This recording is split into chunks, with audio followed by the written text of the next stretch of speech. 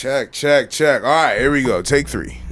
Literally, take 3. Yeah. You would have thought this was the first pod that we ever did. You know what I mean? That wasn't it. No. I had a whole intro. I don't even remember what it was. Oh, here we go. It's the last one. Yeah. First time in 8 years I came in here without an agenda. Yeah. We're freeballing it today. Whoever I can call, whoever I can get, we'll go that route. But I wanted to do a little ode to the Mohicans. Are we on? Test. We good? Hey. I think so. Oh, I'm hyped right It's now. about to go down. So how do people usually start a podcast? I don't know. Do we be like episode 1? We're here. Let's do it too much. No me business. gusta. Wait. I think we need an intro. We do need an intro. Let's do it. All right. Hey y'all, it's just Crystar Yeah, Big mouth seats. Boy, normal ass Carl. with Grown Folks Business. Grown Just folks text me business. right Your mama now. used to tell you, stay out of grown folks' business. I mean, I'm grown. I'm grown too. Shit, we all grown. Welcome to Grown Folks Business.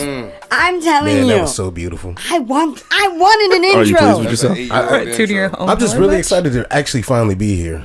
So, in the essence of being here, what does that mean to you? You know, we got a podcast, we got a name, we got an intro, but We got a brand, too.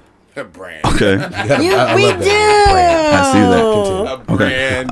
I So believe it. we got this little venture that we're trying to delve 28-year-old into, Carl, 27 and I was guess all for bullshit. starters, No. who wants to introduce themselves? Yeah, dream. Well, I'm normal ass I Carl. was using that to get buns. For those who know me, you know me. Was that too cool? Like, was I being Getting too cool? buns. I said that like, yo, So I for got my those who wife. know me, you know who I Do you? am. Do you, Just baby? go ahead and be Do me. you? Yeah, we started this podcast for you know, my followers, at least that know me and my family and all that. Like, y'all know I'm crazy. So Who's and talking I right now? I go off on Me. rants. I act all kinds of weird and I sound older and now, all that. too. But Yeah, you know, my you whole sound thing young was here. just doing Hold on, I want to something. hear what you're saying. You know, in a group setting, and I couldn't pick any better group than what we have right now. But yeah, that's me in a nutshell. You know, I'm just doing something that I feel like is already in my lane in the first Group place. 3. And the first thing they did was mess up and give me a mic. That part. Okay. Is there And you've anything been that you on think ever that people since. should know about you and your personality that would help them understand My kind answer of would where be your point of view is coming Let's from? hear Oh, what he 95% of the time, I'm full of it. I'll just be honest. And then you catch me at work, and you know that's my 5%. That 8 hours right there. So if you asking me in context of like, you know, the type of person I am and what I want people to actually see about me, I feel like I want people just to know that, you know, I'm doing this just to have a good time. I want to have real conversations. For Shit, me, stop doing this getting whole fun. podcast came down to Not one, with having Jay. real conversations. Not with Jay. Everybody always wants to Shit, report stop some being news. fun. They always want to report what celebrities are doing and Yep. stuff like that. Yep. I don't care. 10 about years that later, I'm necessarily. still tell on me, that like, give me shit. some keys, some facts to life of being a millennial. Now, my guy to the right now. Wait. Before you continue, should we be taking any of this seriously? Even though we talking about real stuff, I'm gonna be silly. Okay. Star, do you take him seriously? I never take this man seriously. His So, whole like- life is a joke. So is he Not is he anymore. gonna be like the Whole life comedic is presence a joke. of this podcast? You know Now what? We he's gonna married, see. got Are we 2 taking kids. Taking away on what? If I'm gonna be the comedian, because I'll be Stone Carl. I mean, technically, I already won the bet. Real nasty. Oh. Why do When my you? kids hear this, if so- whenever Can they I want to just go say back, that I've that's spent wild. so much You time sound with like these guys high the last school 2 years. Carl. It's like a marriage almost. Back I then hate I was saying that, drinking but it's the Pulse. truth. Their bromance is out of control, you guys. tell, Just from the you can hear. outside looking in, their was here bromance on Friday. is We'll goals. talk. Hashtag goals. All right, we done with her burning daylight. I want to welcome y'all to episode 1 of You Wasn't Outside podcast, featuring one of your hosts. My name is Normal Ass Carl to my right, and my only right, Damn. I ain't got no fancy name. Lex Coop, Nah, that's not what we ain't That's doing kinda that. hard, you The name know. of this episode is Lex Coop. aka white privilege. Nah, because it's like a light white privilege. What you I mean, like like white you can't come in light with white privilege? Look, That's true. All right. We can roll with that. I'm gonna need you to make friends with higher up white people so that we can understand what That's the what I disconnect mean. is. That's what I mean, because I be wasting my white privilege. So that's why I called it light. No, I think you're a homeowner. wasting You my got a white college privilege. degree. You got vehicles, house on the hill. Yeah, Hey. but my road to get there wasn't. I didn't expose my privileges. Probably That's I could true. have, You should didn't. have. Still don't. In fact, he went Okay, live around. I'm there. There was a with you, whole Sam. world open to me that I didn't realize was there. When did you realize, like, yo, my white privilege has gotten me nowhere? Statute limitations ain't passed yet. We'll get into that We'll later. get that later. Right? Listen, this is episode 1 of You Wasn't Outside podcast. If you wondering what the hell is You Wasn't Outside, look, a lot of this shit that we probably gonna be talking about, you wasn't outside for it. It's just a metaphor. It's a joke. I don't want to have to explain myself all the time, but the shirts is about to be dope. All kind of stuff. It's been about what 2 months since y'all really heard me on the mic or heard anything from the Grown Folks Podcast Network. When I came a lot of y'all wondering where the hell is Cease and where's Star at? 3 years. Now, can I ask that question? Go ahead, you can ask. Hey me. man, I showed up. They was like, "Hey, you want to be on the pod? I'm here now. Where everybody at?" Just replaced you for it. Yeah, I'm looking like That's a wild replacement. I'm giving away a king and a queen for a white man. Word. We'll see. Maybe I can start flexing the privilege now and take you to the next level. Oh, okay.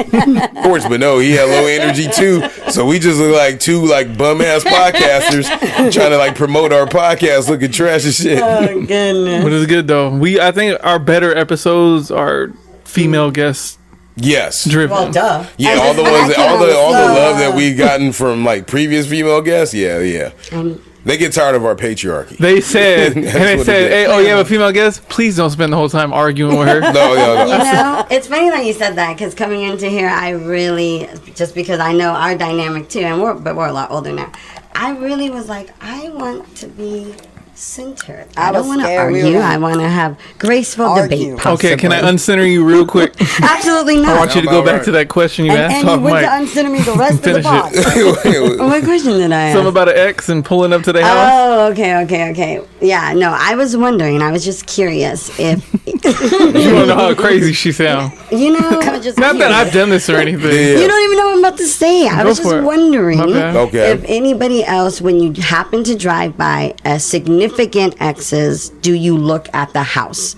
Because I have an ex who was significant. We used to live together, and for then, years Jay, I used to look at that motherfucker's house. You know, he lived off in a main give us street all off the of. tea. I had to we'll calm leave it down. anonymous because San Diego's small. But so I would always look. But I found myself in the last What did year, they I say, we stopped were looking. raunchy? So I wonder if there is like once you really let go, or I don't know what is it. Hey, that's the wrong man to ask because You be house looking, huh? He'll You're a look. house He's looker. look. You're a house looker. He's like an indoor like empath. No, the Like the ones that like watch it, just like watch things unfold, but he just feels it inside, but it's like a blank look. why I started laughing was because, dang, I wish he was a listener. Because if he was like me and I heard her say that, I would text her. Wish you was a listener. You think he Oh, moved yeah. on? Like, nah. let me just pop right back up real quick. Hey, Okay. Let me see it. Everything good? Hit you with a real quick. I miss you. How's your mama doing? How's your mama doing? How's your mom doing? Hey, did you Happy accidentally? birthday, you like didn't how I answer found her out you question. slid in with your Yeah. wife. Oh, you was telling another No, I- joke? Yes. Come on, man. Come on, man. Give us the flowers, man. That's 2017, all the way up until 2025. That's 8 years of giving y'all nothing but hot content, man. That's finding hosts that were relatable, fun, giving y'all a great time, man. That's finding guests, vetting them out to make sure that we didn't end up on an episode of 60 Minutes on a bunch of bullshit, man. That's us going outside, packing them bags, editing them airplanes out in the most populous places out in San Diego. The first podcast, on the side of a mountain. On the side of Cow's Mountain. The ranger looked at me like, what the hell are you doing? The first podcaster without a permit to go to Liberty Station, man. Who are you talking to right now, man? Yo, the first one to podcast at Grandma's house in front of everything. She let me transform the whole room to the way it looked like right now. The first one to link to all communities. Trying to sit there and fix my voice, right? All of us. It ain't just me, right? All of us. Keeping y'all fresh in San Diego, giving you hot takes in a transplant city. It's the San Diegans right here, staying connected. Give us our flowers. Yes. Yeah. Yes. Carl. Air horn, huh? Give you your flowers. Yeah, here we go. You ain't heard this in a while, but I'll pay respects, even though we not on the greatest of terms, man. Normal ass Carl. Yeah. And this Lex. There we go. DJ Normal Ass Carl. There in the we go. mix. Yeah, man. Get y'all with everything you need. all the sounds that we played over the time. Yeah, we gonna get all of them. We ain't use this one that much. Oh, it don't even work on there. Man, it don't even matter, man. Here we go. Normal ass Carl in the mix. Look, yes. I want to welcome you all to the final episode and installment of the You Wasn't Outside podcast on the Grown Folks Podcast Network. I'm one of your hosts, not doing the most normal ass Carl. To my front, the woman, the myth, the legend. She matches her hair with her shoes. Do not play with her when she's got a cuff and the short pant jeans. That part. That means that she's ready for business and she can chase you down and scale offensive shit. Get down to it, man. Miss Juicy. Hey. J. Shut the fuck up. Ooh, that was a good one. One more time just so we get into heaven. We need all the points we can get. Absolutely, man. Man. You asked me how I felt. Yeah. When I came in here, I don't think I thought about like the pod in it just because like the way my life is shaped up right now. Yeah. Even you texted me earlier and I was like, I ain't gonna deal with that right now because that shit's so far from now. A bunch of shit happened like in between where it was like, yo, I felt like I'm riding off into the sunset. This felt like a weird Sunday even before me thinking about the pod. I got a call yesterday. We missed our tournament game, but then the coach called me and was like, yo, can you come up there? Now, knowing that he, allows my stepson to play and everything, I'm like, yeah, cool. So I started off the beginning of my morning going to Temecula. Oh, damn. I watched the game out there, was out there for a couple hours, and then came right back down. And I think he realized what he asked me to do, and he called me after and was like, yo, man, you want to go eat or something? Like, bro, it's cool, dog. Like, as long as bro is, good and he got a place to practice and stuff like that, then I'll keep volunteering my time. But I say all that because, like, it didn't hit me until on my ride back from Temecula. Because then it was like, well, what else do I got to do today? So then I hit Jay up. We went out to eat with my parents and my wife and my daughter and everything.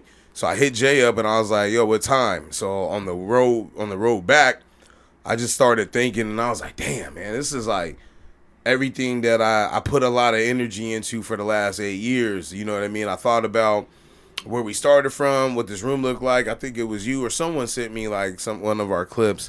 It was me. Yeah, when with we the black first started, couch and yeah. Real nasty. Same mic for 8 years. This is an 8-year-old mic. So if anybody ever wants to get a solid mic, man, Guitar Center got some shit. When they give you the $100 joint, some shits work. These are literally, I've only bought one new mic. And that was when we added Jay to the pod, I want to say, or a little bit before, or no, when we started going outside, because then we needed like 2 mics set up or whatever. So, but yeah, man, like I just sat back and I thought about a lot that's transpired. You know what I mean? Like there's a lot of information about who I am, who are the people I've surrounded myself with on this pod, and so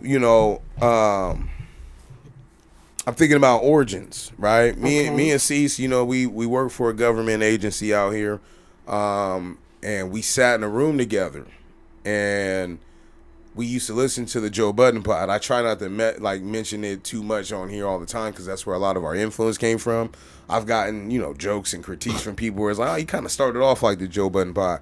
Yeah, but I actually respect I respect how they communicate. Like, I feel like the openness in which they communicated, I wanted to share that with my friends or, like, people that I have a great relationship with. Like a real, raw, authentic conversation. Yeah, about things that, like, you just, if you hear what I'm saying 8 years ago, cringe. But, like, I didn't want to talk about celebrities. Yeah. And it was cool that has always been, like, my core value and my premise for, like, the last 8 years of doing this pod. Yeah. I think one time we slipped, and that was when, you remember Trey Songz had that, he had posted something about a girl talking to an old head dude or whatever. Well, the shit went viral. Okay. And then like I think Cecil got in touch with the girl on Twitter or something like that. And we called her and she came in here. I saw that episode. Yeah, we was all squished up in the chair and everything. Yes. I think that was like my one moment of weakness, but also it was like us trying to chase like some, like a quick thing. You know what I mean? And so, you had that. Then you had COVID hit, right? So like there's also a time period. So, we were already on the mend in regards to like what was gonna happen. Star was in the middle of like her political stuff. Yeah. Cease was just probably like on some like I'm getting older now that I'm at like around the age Cease was at when they stopped. I understand where he was coming from because like it's like that time before you hit 40 and you start asking yourself like, you know, what's next for me and all these other things. So then we ended there, and then I was upset. I remember on how things happen. It's crazy how if you give time, like this is why I tell people like sometimes. Can you give us the tea? What happened? I don't remember. I remember like what happened. So what happened was we stopped potting. Star didn't want to. And I wonder if she knows, and we'll try calling her later on. Yeah, she actually did text me back. Yes. And she said that she's going to try to get away. Yes. And she's going to let me know if she's available. All right, cool. So I'll be on stand. If I'm looking at my phone, it's just because I'm waiting for people to text me back. All good. So I think that Star, COVID hit, she didn't want to meet in person. And Cecil was like... That's fair. I understand where Cecil was at because it was kind of like, I got Karl being irrational on one side, and then I got Star kind of like being hesitant about something that they're telling us not to do. And, you know, I was like, bro, it's cool. Anybody gonna get COVID and all this? But, you know, with COVID, I didn't understand how bad a cold was. COVID helped me understand how germs really be spreading. Because, like, you could be in the house, and I had never been so self-conscious about people being sick until COVID hit. Right? Like my mom would tell me to wash my hands or do all this other shit. I wash my hands. But not religiously like I do now, and I wasn't so cognizant of like what I touched and shit like that. Absolutely. Obviously, public restrooms and shit, but even people standing close. I'm like 6 feet, motherfucker. Yeah. like, don't you remember? Back up. No, I do. That's the part that's funny to me though. It's like when I think about it, like in that context, I'm like, oh, okay, like. So I got mad because I still wanted the pod, but it was like we were doing this virtual shit, and I couldn't. At the time and the materials that they had, 5-6 years ago, because obviously technology upgrades all the time. Yeah. I just couldn't figure it out. And then I felt like it would be hard to do Zoom and audio quality and calling them. Like, I think we did one Zoom episode if you go and check on there. And then I think, like, we got into an argument. She didn't want to do it anymore, right? And then I think naturally Cease was kind of like how I feel right now. It was like, well, shit, if it ain't all of us, then I ain't going to do it. Yeah. You know, it's nothing against you, nothing against her. But it ain't all of us. It ain't the same, and I don't feel right doing that. I understand that now, being a stand-up person about it. Yeah. So then me and Lex, you know, at the time, we were like the best our relationship had ever been. Okay. I was going to say, how did he end up becoming the next host? But you guys were like solid. You guys were hanging out a lot at that time. So here's the thing about me and Lex, right? We are always been great friends. You guys grew up together on the same block, right? Yes, but our communication, I don't want people to, and he probably attest to this too, is like, at the time, before we had kids, I would talk to Lex maybe once every 5 or 6 months. Especially like he's 2 years older than me, right? Oh, okay. So like when I went to SCPA, I was in like 7th and 8th grade, and him and my cousin were actually closer because they're in the same year. Yes. So SCPA, they blend the middle school kids and the high school kids all together. So when I left SCPA, which would have been my freshman year, that would have been like they junior year. Oh, that's because you came to Helix with me. I came to Helix. Yeah. And so when I got to Helix or whatever, I stopped seeing them. Yeah. That was one of my first lessons of like, well, not necessarily, but my first hard lesson of like, you're always going to meet new people. Yeah. So I was able to like change my whole persona of the people who knew me from wherever I was at as a kid. And then I would see them, like, when my cousin had, like, a dance or a formal or something. Lex would have shit at his house. But I was, a sophomore, freshman, sophomore year. Like, I would go hang out with them or hang out with my cousin when I'm on the side. And, like, we weren't playing ball or whatever. And then when he graduated, he went to San Diego State. Okay. And then he was working a lot. So it's like, you know, back then, like, it sounds crazy, but I guess my kids should know this if they ever listen to it. It's like, yo, when you send text messages back then, you'd only send a paragraph if you caught your dude cheating. Because AOL Instant Messenger, and it was one letter. Yeah, you had to push. It was 3 letters per button. Yeah, you had to really fucking be mad to like send a long ass message. So like, I would see them, like I'd see them when I go to the park and play ball and come back, because you know back then dudes was still hooping. We was young, limber. You know what I mean? All that shit that not fucking limber. Limber matter. And then. So you fast forward, you know, years go by. He gets married and all that. I missed the wedding. I'm hanging out with Jamar and them the week before. I was tired and everything. We bring that up in the earlier episodes of the pod. And then Ashley, his mother of his children, she gets pregnant after they take in G. Yes. Right? And so when she gets pregnant, Adele gets pregnant at the same time. So now we're just two dudes. He's already got one kid. And then Chris, their kids are the same age. Yeah, you guys both became like instant dads. Yeah, because like now Friday I got a place where I can go drink and hang out. That's why the story that he's at least alluded to on this pod, you know, as much as I could say, was interesting because I was with him. Mm-hmm. Right? And it's a funny cross bridge of like how people can go into different directions with it, right? Like at this time, I think he would say, if he was here, neither one of us didn't think we had a problem. Right? And so, and I was more so a social drinker given the circumstances, but our conversations back then would be like, bro, I'll drink you under the table. In which there was a time where like I clowned him for it, but Lex never drank. You know what I mean? So that's why, like, I would. Wait, there was a period where Lex didn't drink? Oh, he'd tell you. Like, there was a period maybe from, like, the age 16 to maybe about 25, 26 where I'd never seen. Maybe he might even, because I wasn't around him all the time, I can't tell you the. But we would drink in high school and he wouldn't drink. Wow. Like, he wouldn't touch it. Like, yeah. And so, like. That's how my sister was. When I was about 25, 26, and I found out he drank a little bit, I'm like, when the fuck you start drinking? I'm like, you lightweight, bro. You don't even be out. And so, you know, we would hang out on Fridays, you know, and we go over there, hang out, drink a little bit, wife drive us back home or whatever, get back here. And that was just our life for about 6-7 months. And then, like, her and Adele got close. And then he and I just started seeing each other more, you know? Yeah. Started going to more house events. They were throwing events back then, like on Fridays, where we would go over, have like game night and all that. Oh, I love that. So, but the problem is your kids get older, right? They get older and then they activities like drain you out. And then you start to shift. Back then, I really feel like I'm not old as in like, yo, I want to do shit. I feel like that my kids' activities take so much energy from me that I would put somewhere else. Like, I feel like I can go out to a club and hang out all night or whatever, but if you tell me I got to get up at 7, 8 o'clock and I'm responsible for somebody, it just don't work. I don't care what age I'm at. So, anyway, back so that it makes sense. Yeah. While I was going over there, this is when COVID hit.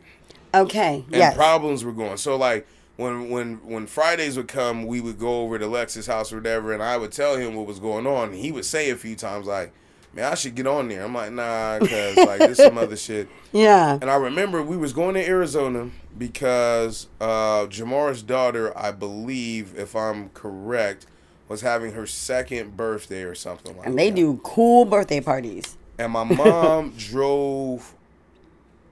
I drove out there with my mom, or I drove out there with Adele.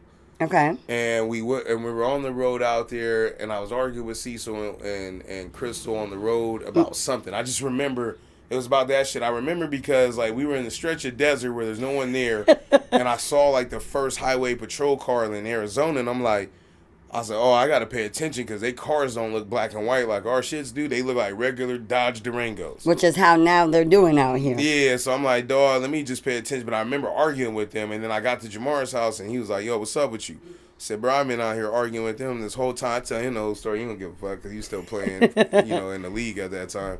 And he like, all right, cool. And then I hit Lex. I'm like, fuck it, let's do it. Because when I look right now, that shit said like March of 2020 or something of 2020 when we first started that first episode. And so, we did that. And it was cool. Like, you know what I mean? We had our bumps in the road, inside info, like, at a time, like, and I think he admitted to, and we had talked about it. It's on another episode. So I'm not like, just like throwing nobody under the bus. That's stuff that we've already disclosed. Yes, these are all things that's happened previously. Because I don't care. I don't be telling people shit like that. As time go on.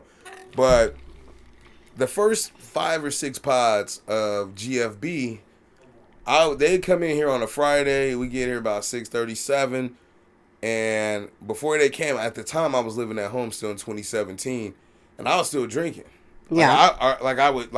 Back then when I say drinking, I mean like I would still drink just to chill and relax. I don't do that shit no more because I got places to be the next day. So I would drink like, a few glasses before they got here. So I spent the first 10 episodes of GFB drunk. Okay. And I got a chance to listen to like what that was like. Mm-hmm. Like people were like, "Oh no, you shouldn't be doing that. He sound crazy." You can hear me right there. I'm like, "Yo, that sound nasty." When I You hear didn't sound faded to me though. Yeah, but I know me. You know you, yeah. I know me, and I was like, "That's." I'm gonna have to go back and listen I to them. seem just so naive at that point because it's like you don't know what work you got to put in. It's like you get a mic, you learn how to some shit that I haven't done in 8 years. Like there's a pathway that you have to create, with iTunes or whatever to be able to put your podcast up. So once I figure that out, I'm over here telling people how to do it. That's like a little, privatized link. And, I'm like, oh, I know what to do. That's why you was talking last week. You was talking about, homegirl starting a pod. And I was like, damn, that take me back to, like, where I was. So we're like, I feel like I could teach a class. Mm-hmm. Right? Now, you can't teach nobody how to pop. When your shit hit, it hit. And it hit for whatever reason it is. And everybody needs a break. Right? And unfortunately, this podcast, we had some successes in regards to that, but nothing like a major break that will land you a deal. Like I got here before podcast became hot. Yes. And then I stayed after there's no more money in podcasting because everyone has something, right? And they're not pumping, advertisers aren't pumping monies into it.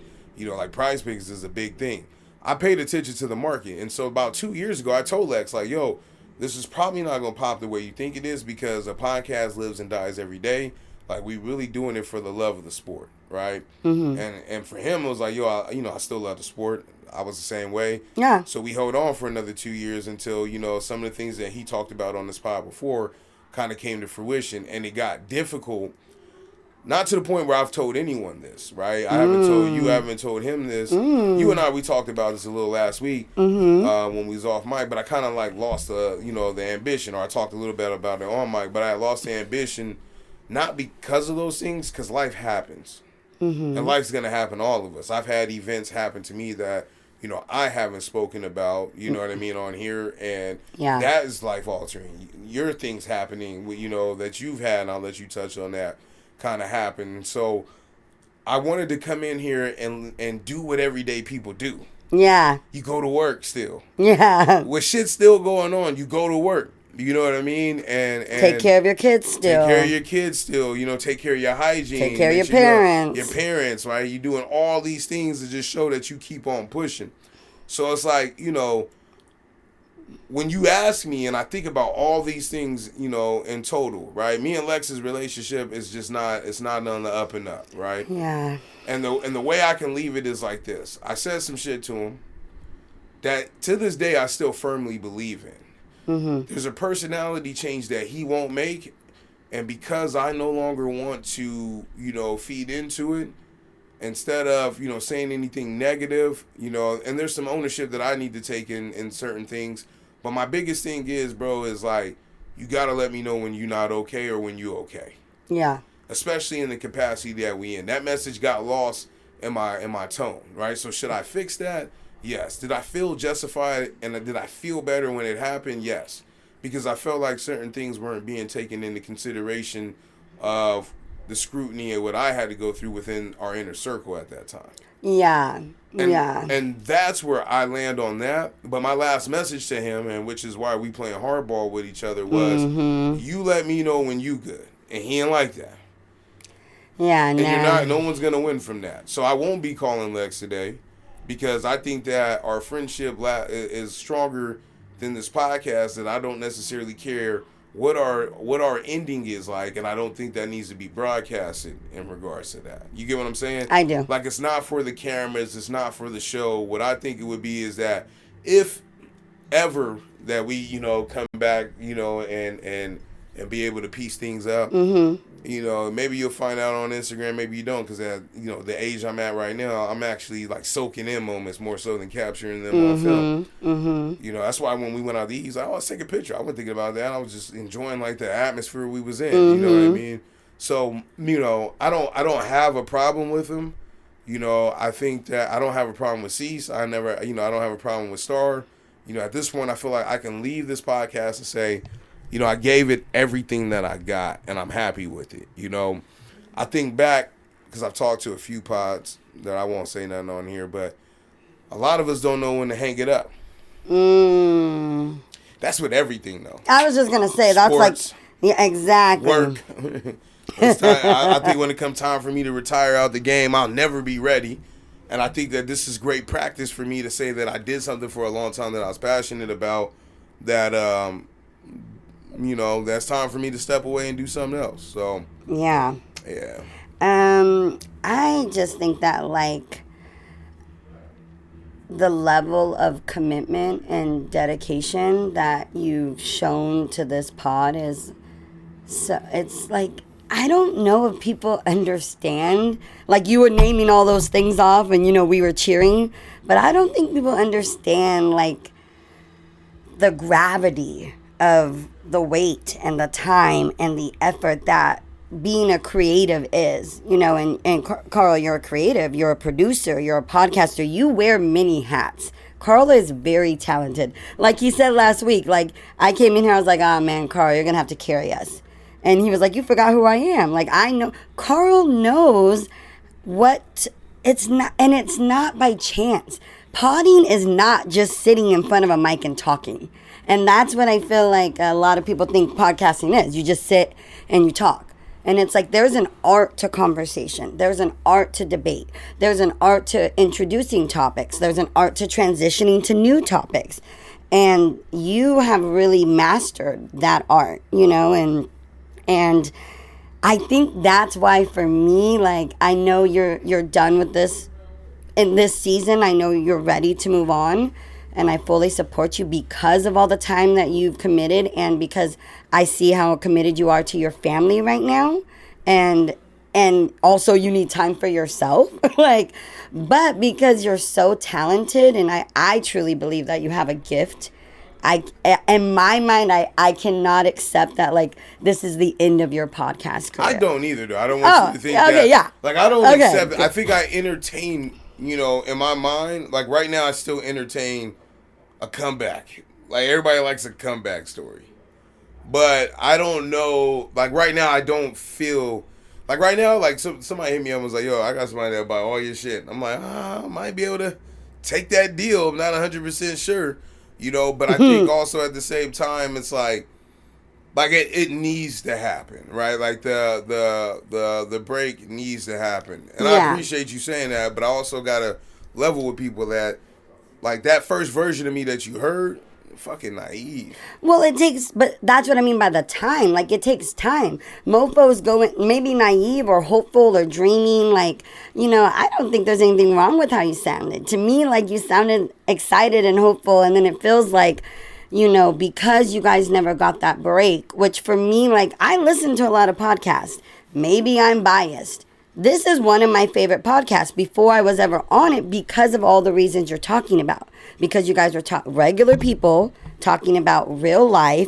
You weren't focused on chisme or, like, celebrities or whatever, So that really spoke to me. But, one thing I don't know if, I think and I think I don't know if I've talked about it in here, but when Karl first started the podcast, I was an immediate fan. Do you remember? That is correct. I was a fan. I won a T-shirt. I won a T-shirt from a raffle. Yeah.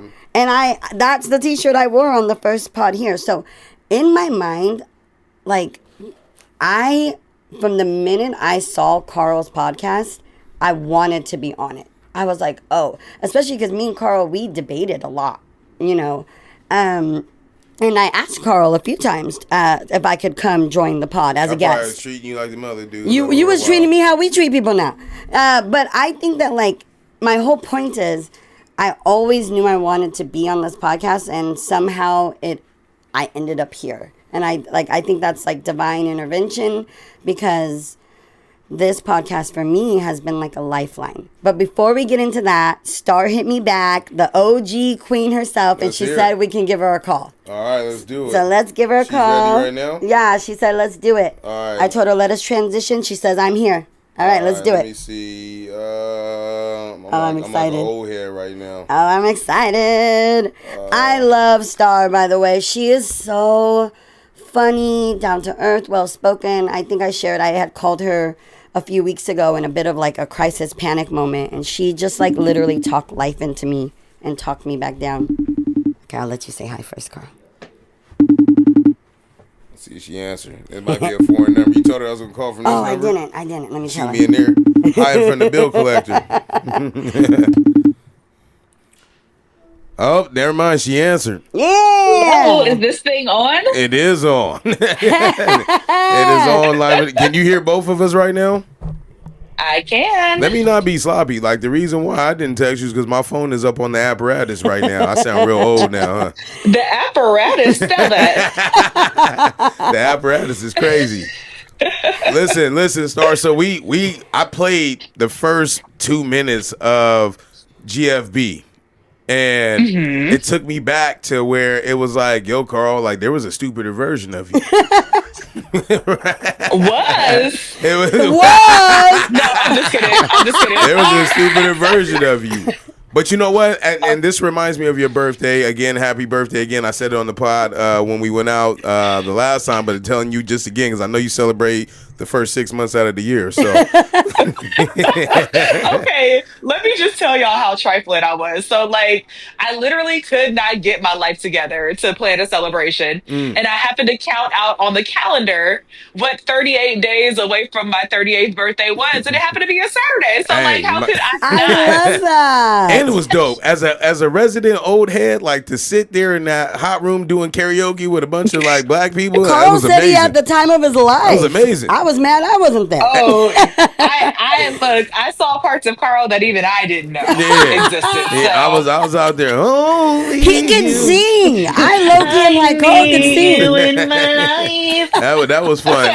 And then she brought. I like the fact you had Miss. I don't want to say her full name. Miss Grime. Miss Grime. I put it like that. I won't even say the full spelling of it, but I like her, man. I was like, oh, y'all know each other. This is great. Like this, Look. my kind of people. It was a grand old time, and I appreciate the people allowing me to be me and do random and crazy stuff like that. So it was fun. It was spare of the moment, and it was a good time. So I definitely appreciated it. Before I ask you like what you've been doing and what you got going on our final episode, but I wanted to say this, and this reminds me of her birthday because we were singing, and she said after everybody sing, y'all got to say something nice about me. And I said, that's a fire way to get like full participation. Like, nah, y'all come in here and celebrate me on me. I'm remembering that. And so to continue to add to that, I wanted to say thank you because I think that some of the things, I was 26, 27, when we started this podcast, and I was still growing and formulating my own ideas of like how the world works and everything. And I think like having my earlier on relationships with you all, and you particular, kind of helped me understand tact and understanding people, having realistic conversations in times of strife, like and also looking within if I'm tripping, right? I think that prepared me, that experience was one of the things that prepared me in being a husband. That experience, helped me in becoming a father. I actually envy your relationship that you have with your father to where like I try to have, that same type of trust and relationship with my daughter, because I think that, that's important. I mean, off mic, nobody knows, but like Star talk to her parents like all the time. And that was one of the things where it's like, I want to continue to do something like that and have that, type of relationship, with my kids and everything. So, it's really got my foot off the gas on things that I was hard-headed about, where it's like, yo, as a father, I got to have a lot of understanding, be able to have a communicative relationship with my daughter. So you guys have definitely been, great examples of that. Oh, I appreciate that. And, I will just say, brace yourself if that's what you're going for, because it never ends. It literally never ends. My car is at my parents' house right now, and I really hope I come back to a fixed cracked windshield. But that's neither here nor there. I'll do it. So, I'm going to call the auto glass company. By the time you get back tomorrow, I'll be done. oh my God, Dad, you are amazing. Thank you so much. I never saw this coming. I never saw this man. You continue to surprise me. Hey, she probably locked the car. Oh, is that a crack? I'll be back to check it out later. I had no idea. That must have happened on the way here. I left their house and I was like, man, I still haven't had time to get that windshield. You already know that shit's gonna be fixed by the time you get back. Oh my God. I'll keep y'all posted. I want to say, like, for me, Star, you were really influential as well, because you were one of like the first like black woman I saw like on mic. Like, unapologetically expressing yourself, like with 2 fucking men. Like taking on these 2 motherfuckers, okay? And I had the pleasure of potting with both of them at the same time. Bless you. You know, double trouble right there. And I watched the early episodes, and you guys would go round for round with each other, and I just always appreciated your ability to stand on business. Your ability to be able to push back, to be able to hold these guys accountable, and to just unapologetically be yourself. And I think seeing you was what, and that's why representation is so important, and women of color, because seeing you, oh my God, now that I'm thinking about it, seeing you, it was what made me envision myself here and be I want to do that. I can do that. And I just really thank you for your presence on the show. People still ask about you. People still bring you up to me all the time. And then, I really, really respect the work that you're doing. I just tell her to Google Shirley Weber real quick, and you see a photo of Star right next to her. Literally. She be shaking hands with all the politicians, all the famous people. I said, look, she ain't worried about us, so I need her to continue to keep doing what she doing, because it's more important. It's another fight. No, for real, we might have to call her. It's not more important. It's just a different type of important. I wouldn't say more. It's just a different type. What would you say you're doing now for our listeners that haven't heard from you in a while, though? Whatever you're willing to share. A little update. Yeah. Yeah, I am in the labor movement. I do a lot when it comes to workers' rights and, upholding democracy. And hopefully, we continue to have elections and whatnot. But I like that. I like joking, not joking. Joking, not joking. For real. Sheesh. That's what I get to do now, and it's absolutely incredible. It is a path that I never even saw for myself, and so with that, I always tell people the importance of number one, being able to say yes even when things don't necessarily make sense, but also believing what other people see in you, especially when you can't see it yourself. That's how I got here, just kind of being tapped by other people into being hey, leadership is calling, let's do it. And I'm what? Me? Y'all crazy. Y'all want me to run this? You're born for it. Which is crazy, because I didn't think about this, because I knew you definitely carry yourself as if a leader of the people. For sure. Right? So then when you say hey, when I got into the union stuff, like that wasn't on your radar ever? That sounds crazy to me, because it seems like it fits you, you just feel the role feels very natural to you. But I also see you're stepping up higher than that. Oh, definitely. You know what I'm saying? That's why this is just the beginning. Yeah. You got our vote for life. I appreciate the vote of confidence. For me, it's always just been I've never been really driven by anything other than impact. I used to, when people be what do you want to do when you grow up? I'm I want to help people. They're oh Lord, what does this even mean? She ain't got no goals. What is her life about to be? And, to be honest, they weren't lying. I didn't really have set goals like that, right? Yeah. It was just I want the world to be a better place because I existed and moved through it. And that's always kind of navigated my path. And it's just again, believing what other people see in you, and then being able to say yes, especially when it's scary, especially when it don't make no sense. Just being able to say yes. And because you can always change your mind, you can always change courses, you can always try something on, and if it fits, you keep it. If not, you put it back on the rack. And that's okay too. So just I always say I'm open to life and open to opportunity, whatever that means, whatever that looks like, as long as I'm able to serve and make a difference, I'm all here for it. That was a message I didn't think I needed to hear. Today. I mean, no, you're. I don't know. I needed to hear that. I did not know Star, I needed to hear. You believe in God, that. Star? Yeah, you are. Are you religious? You have faith? I'm in an interesting place when it comes to religion. My upbringing is absolutely Christian, and a lot of those principles and values are still very close to me.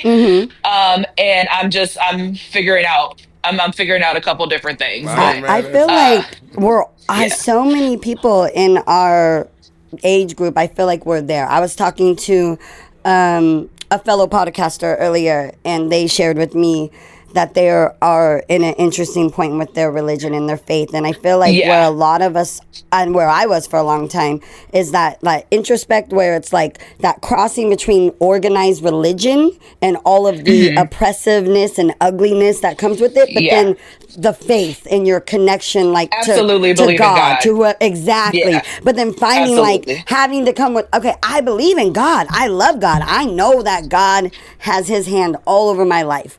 But then I get, then you go into a church and you find out how leaders are mistreating people, or how I walk into the Rock. I refuse to go to the Rock because. Wait, sorry. Some rock my bad. Paul want to let you go through Pastor with that. Miles, call me. He's a nice gentleman. He is, but sometimes it's our last pod. Let me get it off. Wait, not with her here. Maybe she. Okay, you're right. My bad. Never mind. What I'll say is sometimes I have a hard time going into any church. I'll say any church because it happens, and hearing some of like the anti-gay jargon, or and to me that's so hard for me when I'm hearing those kind of things in a place where I'm like, but the God I serve loves everyone.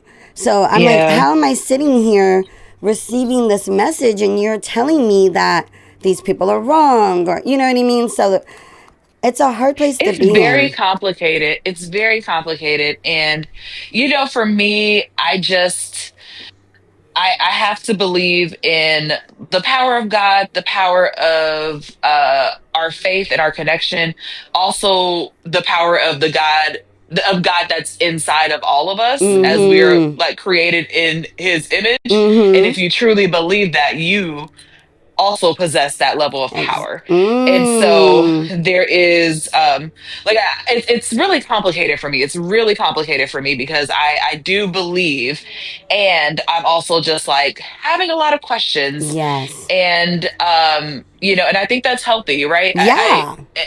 I appreciate the pause that I'm taking in a lot of different circumstances. I don't know where I'll land. Yeah, I had a pause. And I'm okay with that too. Yeah, I think like in any relationship, like, I had a period of time for maybe like 5-6 years where I literally told people I didn't believe in God. Like my family, my friends, everyone was, and I was baptized Catholic, grew up in church, so, I had an established relationship, but life was lifing and people were peopling and evil was eviling. And I was like, you know what? Nah, this is bullshit. I don't nope, count me out. Like, and I literally would tell people, I don't believe in God. I would be respectful. And it wasn't in years. It wasn't until I ended up homeless, ironically living in a religious maternity home ran by evil women. Ran by women who I was like, hold up. There ain't no God up in here. Like, what is... But I was around a bunch of women that were educated and that were smart, and I was so curious. I had so many questions. And the few staff members that I met that were not evil, they answered all of my questions, and they just like nurtured me back into my father's arms. Like, but my point is, like, wherever you land on your pause, like you said, everyone's journey is their journey, as long as you have something that helps sustain you during those hard times. But when you're able to walk away from a relationship and get a better understanding of yourself, a better understanding of the other person or God in this sense, I feel like that opportunity allows you to come back stronger, whether it's stronger in your faith or just stronger in whatever your new conviction is, so I definitely think that this time, even though it's confusing for you, I know that you're going to walk away with some kind of peace and better understanding wherever you fall, I got one question for you that's going to be a great one too, not to switch us off the God topic, but I wanted to make sure I asked you this because I didn't ask you earlier. What's that? Do you see yourself in other politics? Yes or no? You don't have to tell me verbatim. What you see yourself in? So it's funny because people be like, "When you gonna run for X, Y, and Z?" And I'm like, if y'all hate me, just say that. Like, if you want me to live a miserable life on Front Street, just say that you want me to be miserable. No, that's real. Honestly, like I said, I'm open to life and I'm open to opportunity. I don't know what that means. I don't know what that looks like. I can't say yes and I can't definitively say no. I think that anyone that you ever heard like when they're on their way, their journey there, They sound like that. do get there, because there is a little bit of like I don't know, right? Yeah. But I think that you have the Because it gift and the sounds talent. crazy It and does. chaotic. Like, what? But I didn't see Because you they where gonna you're at find my now, though. pictures. They gonna find my pictures on Yeah. tabletops in Vegas. See? And I'm gonna be like, yes. That's why I didn't Yes. send homeboy that titty pic last That was weekend. me, and I lived. That was me. And let me tell you about that because I remember it. They did Well, that you to know Kamala what? Harris too. If That's Trump right. can They be did president, shit, sis, we're good. They did it to Look. They Kamala can pull out Harris. all our Look. skeletons. We'll make it.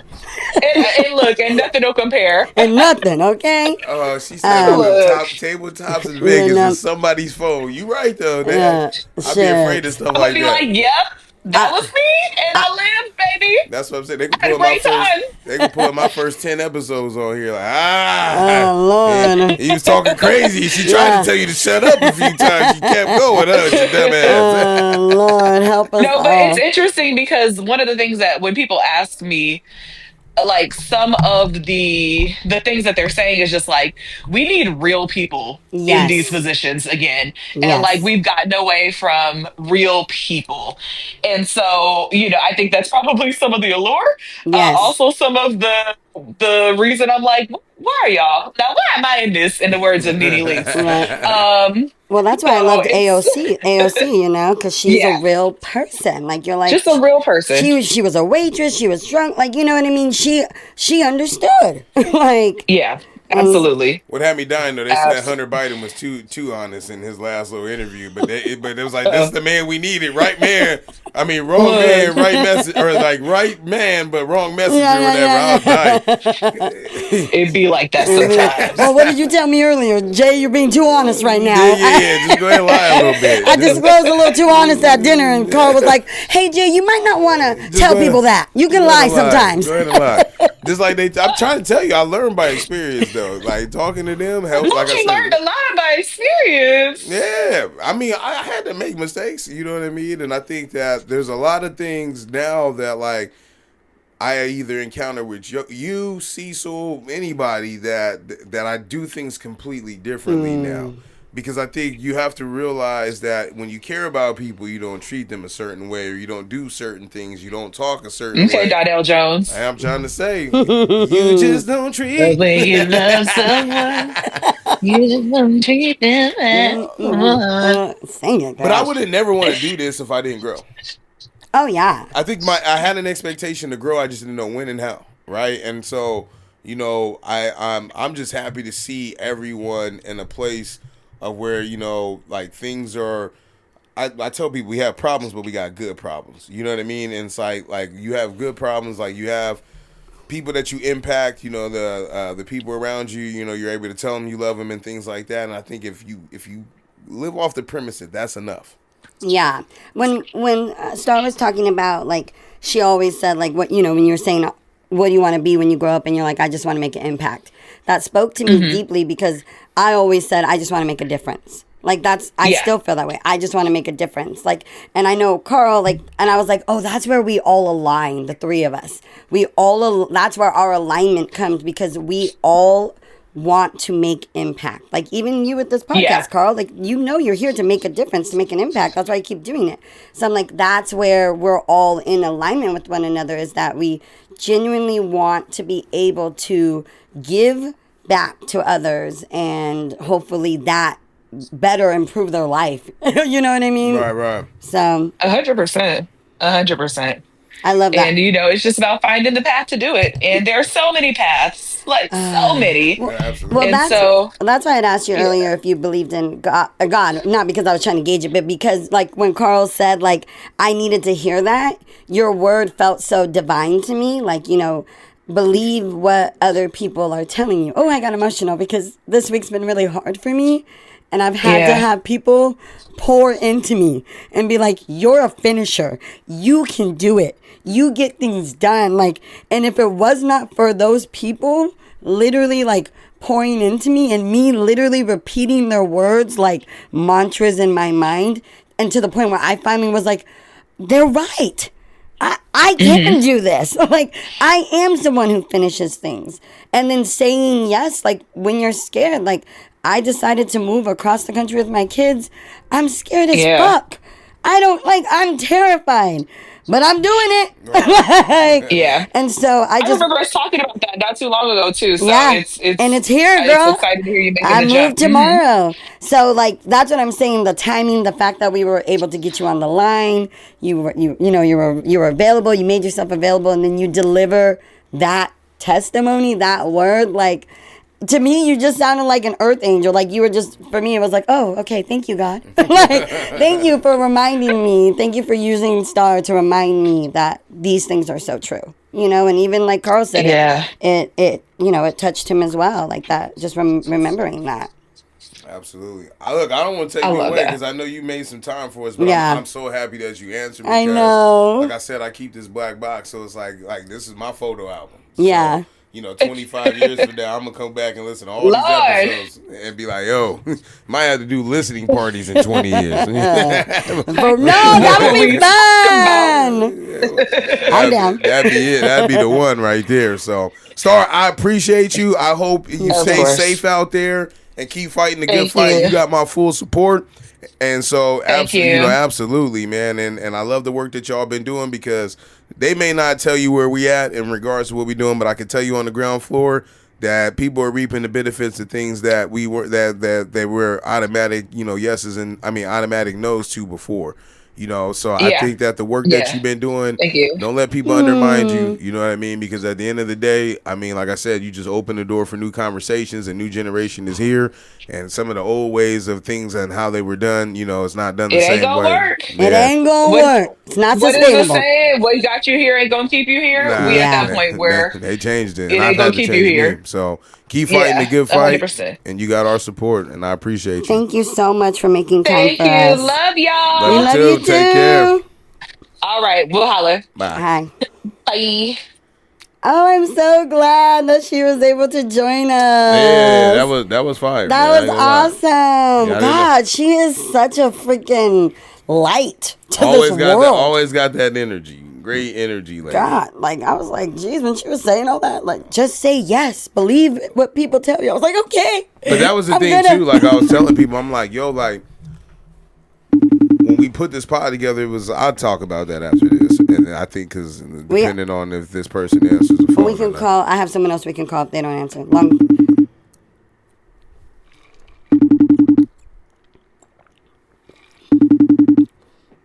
When your man don't answer when he's out. No. What you doing? I called this person earlier and asked them if they said I'm around. But they might just not be by the phone for a second. Yeah, right now, or looking like, who the hell is this? Yeah, but I think it pops up. No, I texted him earlier. So, no, when I put this pod together, it wasn't like, me, Star, and Cease, came together because we were like the three best amigos or whatever. Nah, we was just like you said, common interest black people that just wanted to do something, and I felt like, this is a power move in turn. I will say this. The pod had a different allure to it when you got two black gentlemen and then, a strong, confident black woman. Exactly. Right? And so, when Lex came, it was kind of like, it's a big change up. Yeah. You know what? I never thought about that. The transition from, an all-black class, all-black show, especially another black woman, another black man, and then going to a white man. Yeah. Did you get any, pushback? Were people making comments? Were they you sold out? I would get the side comments of, who's this white dude, blah, blah, blah, because you don't know who he is, right? It's not like Lex was out here. He's not a big personality. When we started the pod, Lex didn't have an Instagram. Okay. You know what I mean? His Instagram started because of this podcast because he had to put himself out there. He felt in terms of people knowing him as a personality, but that wasn't his MO when we first started out. So, I think that when we did but him included, if I was going to bring somebody in here that was a 180 from what, the path that we were on, it had to be somebody interesting. Oh gosh, and Lexus. When you see a white guy like that's been, spent his whole life around black people start, questioning your legitimacy and all this other stuff. And he's touched on that because those are things that he deals with as a white man that hangs out with black people and have black children. You know what I mean? So it's like, it's refreshing at that point. Yeah. It's kind of like when you listen to NBA players talk, like the white ones, they sound like Negroes. Yeah. I mean, you can tell that, Lex is seasoned, is cultured. Right. And he's hilarious and very smart. And so I get all the way down to you. So we had him, you had Cecil, who was a whole nother force within himself. Cecil, besides podding with Lex, was my favorite pod that we've ever done. Yeah. I really genuinely enjoyed his conversation, his pushback, his perspective. He's good at diffusing people. Really, because I feel like on your guys' show, it felt like he would poke sometimes. Yeah, but the way he comes across is not like condescending or anything like that, or being an asshole. He's genuine.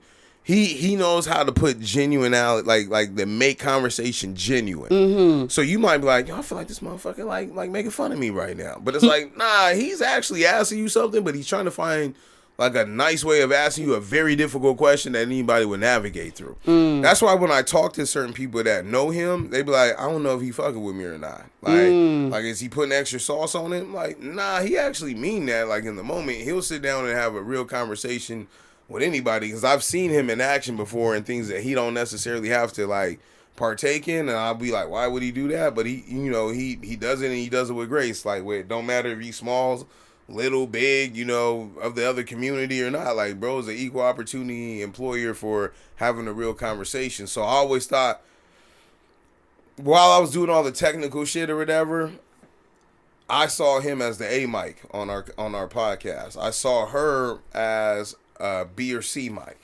depending on the day, right? And so with that being said, when he left, the transition from when Lex came, because Lex doesn't have an A mic personality. What's a A mic personality? Dominate conversation, come up with the topics, transition us and stuff like that. Got it. Like, you watch the news or something like that, and you see like a news anchor, there's always one person that always getting a bag on the tougher stories. Or like hey, have a good afternoon, or welcome to blah, blah, blah. Yes. That's what I would consider like the anchor. Yes. Yeah, the anchor at that point. So like when I called, the A mic and B mic, when Lex got here, I was like, shit, I got to take on a role that like I didn't have to do previously for the last 2 years, 3 years that we've been doing this, and it's just me and him now. See, when you get 3 people, you've been here. When you get a 3-person pod, that's easier. The dynamic is different because you could take plays off. Literally. Yeah. I don't got to talk about this one. Yeah, I can just sit. I think y'all covered it. Yeah. You've seen me do that when you guys talk about things. I'm like, they got it. But see, you don't get that when it's here. That's why I also applaud people that do podcasts by themselves. Dude. Like, you borderline crazy. You know what I mean? Because that shit is hard to just sit here and talk for an hour and a half and keep somebody interested. Yeah. So, Lex came, and then we were searching for a third maybe about 2.5 years in. And the reason for that is because there were certain days that I knew that I couldn't make it and I wanted more time off. And I knew there were days he didn't want to make it. So if we added another person, if he missed a day, not big deal. You miss a day, whatever, not a big deal, because then we can always pod. And I was trying to get to the point, I think he did it twice, but I was trying to get to the point where he could do some of the edits while I was gone. Yeah. You know what I mean? And that came to fruition, but I think like the learning curve for him was like trying to teach my dad how to, use fucking Adobe and Microsoft Word and Excel. I'm gonna need you to teach me all this stuff. Yeah, this shit is it ain't easy, man. Let me tell you that. Because if you ask me now, like I remember it off of muscle memory of certain things that I did, but I would probably have to go look up most of it. And I actually get lucky on this program that I use. I've never paid for that. You know what I mean? Like this little program, I've never paid. Some shout out to my boy Cam. So Cam, white boy Cam, they live in Oregon now. Cam and them had a podcast. I can't remember the name of it now. It's been like 8 or 9 years. But they had a podcast, and like they were almost like Joe Rogan type. Cam is, he dope though, but they like introspective. The whole 9. So we would go and pod with them. We went on their podcast when we first started. Oh, that's cool. And I want to say we called Cam, or we had a conversation with him a few times. I used to call him when I used to get into like ruts. In terms of like, yo, I'm stuck, bro. Yeah. The audio might be gone or something. And so like Cam, shout out to him and my boy AJ, we wrestled together, and they moved also too up to Oregon. I think they great friends. But yeah, they helped us out a lot. So he found this program for me. Like, shit, free. I ain't gonna say it out loud because if I do that, I fuck it up for everybody. No. Yeah, I'll and that's why I didn't ask. I was like, I'll text him later. How many days is that? 3 times. It'd be like it's been 2,000 days without a payment on here or whatever, and we offer it for free. We just take donations. So that it's funny that they said that, but I've been using this program the whole time, and I haven't had to pay. Normally, you pay $300, $400, $500 for a program like this. So. Like certain things I just got lucky with. Even the video aspect. We didn't do video at first because the technology 7 years ago just didn't make it easy for me to get the video out that fast. Yeah. And then Lex was like, yo, man, like, I got people that will watch if you just put it on YouTube. And I'm like, yo, like, our YouTube numbers don't reflect, like, what our podcast numbers were doing. Like, right now I'm taking an L, right? Yeah. Because, and it's a meaningful one, but most people don't have time for visual because they're at work or something. Like, a listener hit me up a couple weeks ago. I think he had been missing a few, and he was like, yo, why y'all not doing the site no more? I'm like, I haven't paid for it. They want me to pay $300, and I'd be stuck. The only reason why we potting right now is because I was making good on that. And then after that, I was like, well, shit, Jay ain't leaving yet. We might as well just continue on just to make sure, we get her whole journey documented. She can listen back and see where she started from on one day where you wanted to. And be like, oh, shit, I'm recap this whole time, and versus having to recall it, and you can like recall things. That's a lot so faster. cool. So I treat this like really like a diary, a audio or an audio photo album. Yeah. So bringing Jay on, that stemmed from us searching for that third mic. I was the other woman. No, we had multiple women. I don't think you remember. You had a few, but Susie there was was one on here, and I tried to get Susie locked down. Susie be on IG. Susie, if you listen to somebody knows Susie, your IG is wild right now. but I am so glad that Susie's authentically herself, and she's like Earth Girl. Yeah. Right, and I love that. Yeah. So and she also found love. You know what I mean? So that's amazing too. But Yeah. we tried to get Susie here, but she was in the middle of doing West Coast radio, trying to do her own thing with pods, and live her life too. I know she is really big on like going to games and events and stuff like that. So it was always hard to lock her down. We wanted to get her in here at least once a month. That didn't work out. So another bit of time went through. And then we had Bernetta come in here, and that kind of blew out. That was kind of crazy how that happened. But, I won't ever tell nobody's story on mic. You know what I mean? And that lasted for a couple of weeks. And then I was like, dog, we need a did I hit you up to come on the show? How did I first get on here? How did we initially make contact again? Or I said something probably, or he said something during one of those Bernetta episodes. Anytime we got women in here, and it was me and him, it brought thought-provoking conversation because we would take the male-dominated opinion side. So I want to say we said something. He was like, I want to come on there and, do blah, blah, blah. Okay, I remember that. Yeah. I think you guys said something that spoke my...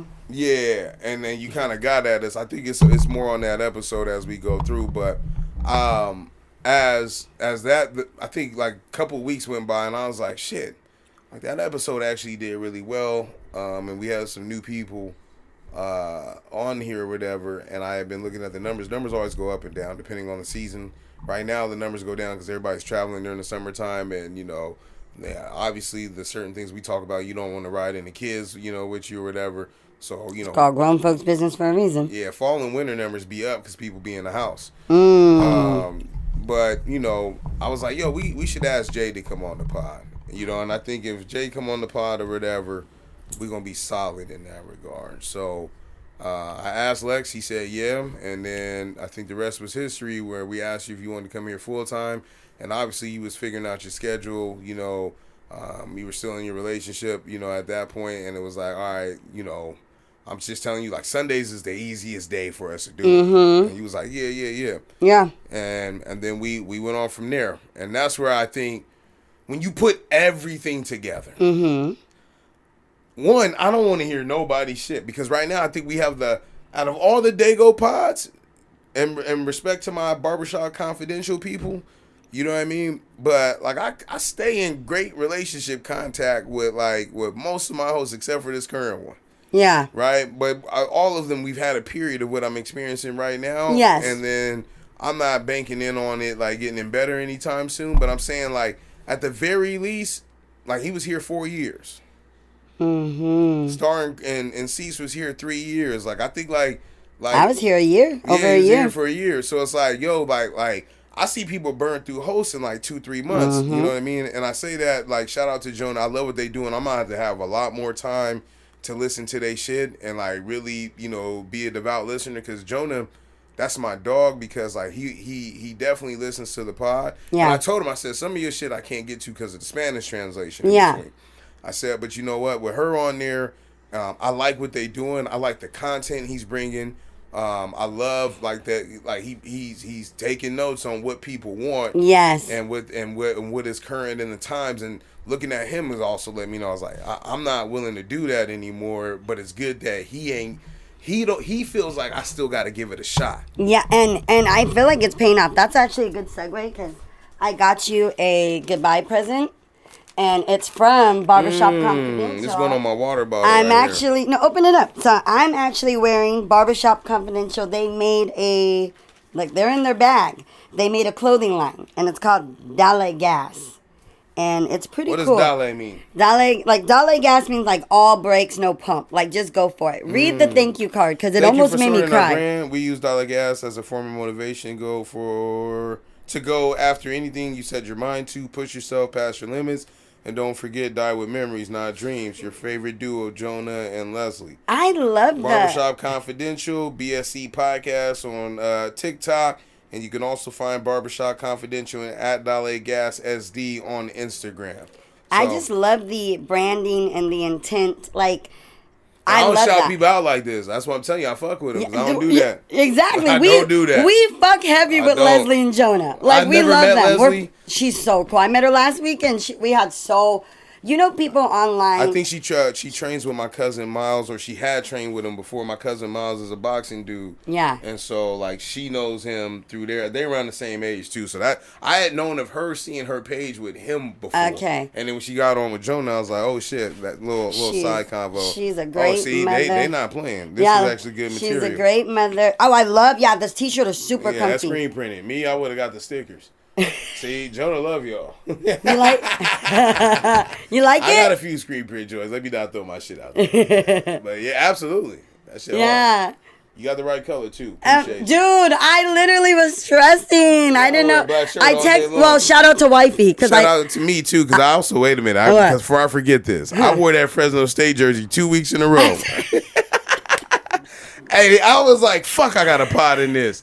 And I smooth was just being lazy. My bad. Go ahead. I did notice that. No, but I did. I wasn't sure what color to get you, and I texted or your size. So I texted your wifey for the size, and I was like, "What color?" Because they had cream. I like the cream, but I know you wear a lot of black. Yeah. So your dad, Adele was like, probably black. So yeah, she knows I am. I'm glad you like it. A lot of black and white tees, but. Yeah, man. So I think like the journey in terms of like getting here and everything is bittersweet, right? I'm just scared. Yeah. And I'm scared because it's like, yo, I'm taking one less thing away from my life that makes me visible. You get what I'm saying? I do. Yeah, I do. I can get into a recluse stage, and I remember like doing that. Like I just think of flashbacks of holiday me like in college. You know, and you don't tell nobody. That's how when you be like, yo, like people, when you get into your spiel and I believe you, and because I've been there, it's like, yo, you might be going through some shit or whatever, and you only allow people to see what they, should see. But I remember days of being like, fuck, this little road is getting to where I need to be is lonely. You know what I mean? And I don't get a chance to express myself and talk and everything. And say the things that I really want to do, you know what I mean? Or like I think now it's like stopping and realizing where I'm at and having appreciation for how far I've come as a man. I think that fear is like not being able to share it in the same capacity. Yeah, I feel that too. Like, Pull the mic up on you. Sorry, as I was like saying earlier, like the timing of this pod was like, I was in my marriage. It was abusive. I had just given, birth to my twins. They were 2 years old, so I was still in postpartum. I was severely depressed when we started this pod. Very, and so this was like, I'm not gonna cry. What the hell? Forget that. This was like the first thing that returned me back to myself. Like, it wasn't like I wasn't a mother, I wasn't a wife. Like, I got to be me again. And when you're a woman, you lose so much of your identity in motherhood and wifehood. That's why you're here like, I'm just a girl. Because women, wives, mothers, like, we're still girls, and you lose a part of yourself, which, it's an exchange. You're exchanging part of yourself for your family. But it's still so important, especially for someone like me. Like you said, you guys know, I isolate. I'll go ghost. But I need to express myself. Part of me expressing myself openly and outwardly to others, I've learned is like healthy for me and keeps me alive, point blank. And so to me, like, this pod was just right on time because it was the one thing that I could do for me. It was an opportunity I was in severe isolation. Like, I was a stay-at-home mom all day with my kids, in this toxic relationship, not talking to a lot of people. And it was like the one place where I would go out and get ready and like sit with two other adults and talk about life and troubles and good times. And like, for me, like, I promise you, like, this podcast probably like carried me through that season. Like, if I didn't have to keep showing up, if I didn't have somewhere to talk, to be, like you said, to be visible, I think I might have disappeared, like, honestly. Right. And so, like, I think that, and like you said, the growth, like, I am so thankful. When you were thinking Star and you're like, I'm a better father, I'm a better husband, I'm a better man, like, that's how I feel like about you and even Lex. Like, I'm like, I'm gonna be a better wife. I'm gonna be a better mother. I'm a better friend after this podcast. I've had to see myself react, and obviously I still react as I reacted a few weeks ago. It was way worse back about a year ago. Yeah, I've had to watch myself. I've had to see where I get riled up or where I misunderstand or I take things personal or whatever, and then also see myself like in my light. Like, I'm like, oh yeah, like, I am funny. I do have something, to contribute. There are value in the things that I say. But without having the opportunity to sit down and have regular conversation, hearing yourself back, seeing yourself back, and then taking that feedback seriously, like, I am not the same person I was when I started this pod. There's no way. I know I'm not the same person. I feel like I'm more receptive to other people's opinions. I feel like I've become less reactionary, even if others can't tell. And even I like you said, like, I want to respond to people in a way with care, especially if I care about them. Like, I'm like, I want to be able to effectively communicate, and I don't know if that was ever like that important to me before this. I think for me, it was all about like proving my point. like, I was like, I got a point to prove, I got a message to give, like, and that's all I really saw, where this changed my perspective. And it was like, it's not about your point, it's not about proving your point, it's about an exchange and what we can both get from this exchange and how we grow from this exchange, So, and I feel like that's what our listeners get when they listen to us. They're like, they're in that exchange within us. They feel like they're in the conversation with us, And so they're taking and they're agreeing with you, agreeing with me, and all of our perspectives, we're shifting them. We're like, okay, I can kind of see where you're at. And like, that's invaluable. Like you said, if we're not growing, what are we doing? like, Right. Nothing. And it is, so I'm scared, like you said, because I'm like, yeah, the visibility, the isolation, and like that part, like getting like, how am I going to get that part out there now, Yeah, I think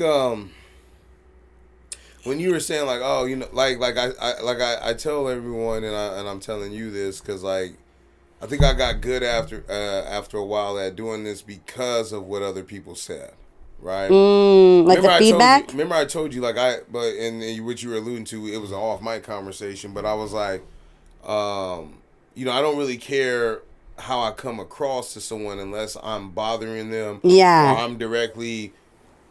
And there's also, again, when I say this, like, I don't feel responsible for certain things, and I'll think about it first and say, yo, is that something that I need to take into consideration? But I don't feel responsible for someone's thoughts and actions if I feel like it's not something that I'm being malicious and intent about. Yeah. If you misunderstand me, that's a you problem. Even if I tell you, like, yo, that's not my intention at that point. I can't do anything about that now on how you're, you know, how you've been raised, what you've been around, and what you've experienced. I can only let you know that I'm not trying to be, you know, malicious intent. But what I will say is that how I got to the point where the show was enjoyable, whether you knew who we were or we were just some random groups, was more so off of error. Like, yo, y'all spent 45 minutes on a topic. That was too long. You know what I mean? Or like, you know, the shit you were saying was real outlandish or whatever. You might want to watch it. So, you know, we got better. Everyone, you, Lex, Yeah. me, Star, Cease. Or we don't want to hear you guys just argue. Right. Like, people don't. Like, you guys want to see us get riled up a little bit, but no one's trying to hear people just argue the whole time, which and I is... had to ask myself, do I want to hear that too? I don't, right? Because I get lost in it. I start thinking about something else when, like, people argue on pods and shit, and it's like, oh, this is what they talking about right now. Exactly. Which is why, like, when you said, Which is why we cut. Yeah, I cut most of that shit. Not because I didn't want you to, like, not get your shit off No. or whatever.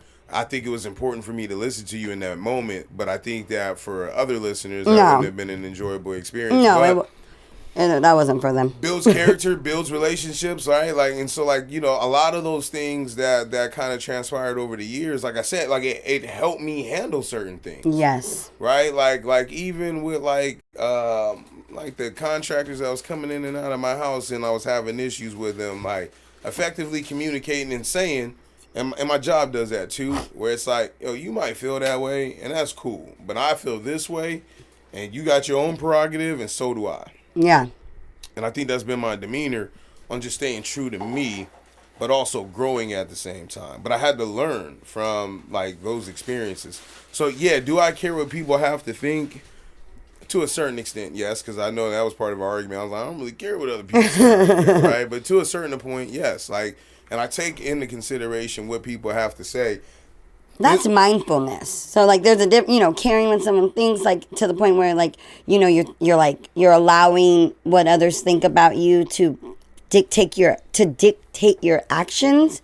Whereas I think being mindful is like what you're saying. Like, I'll take in what I feel is necessary to take in, but it's either way, I'm gonna do me. It's a phenomenon, though, that everybody experiences here on this podcast. Absolutely. It doesn't come from, like, conversations within ourselves, because, like, we don't hear...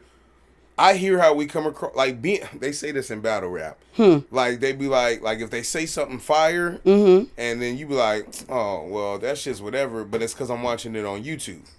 I wasn't in the building. So they be like, oh, they'll catch it on cam. Like, because you can rewind it. You can't rewind the moment in real life. Or exactly. Whatever. They be like, oh, like, you think you won now, you catch it on cam. Or it's like, yo, you had to be there. Like, to understand what was going on, the magnitude, blah, blah, blah. And it's like, here, you have to be here in the room to understand that.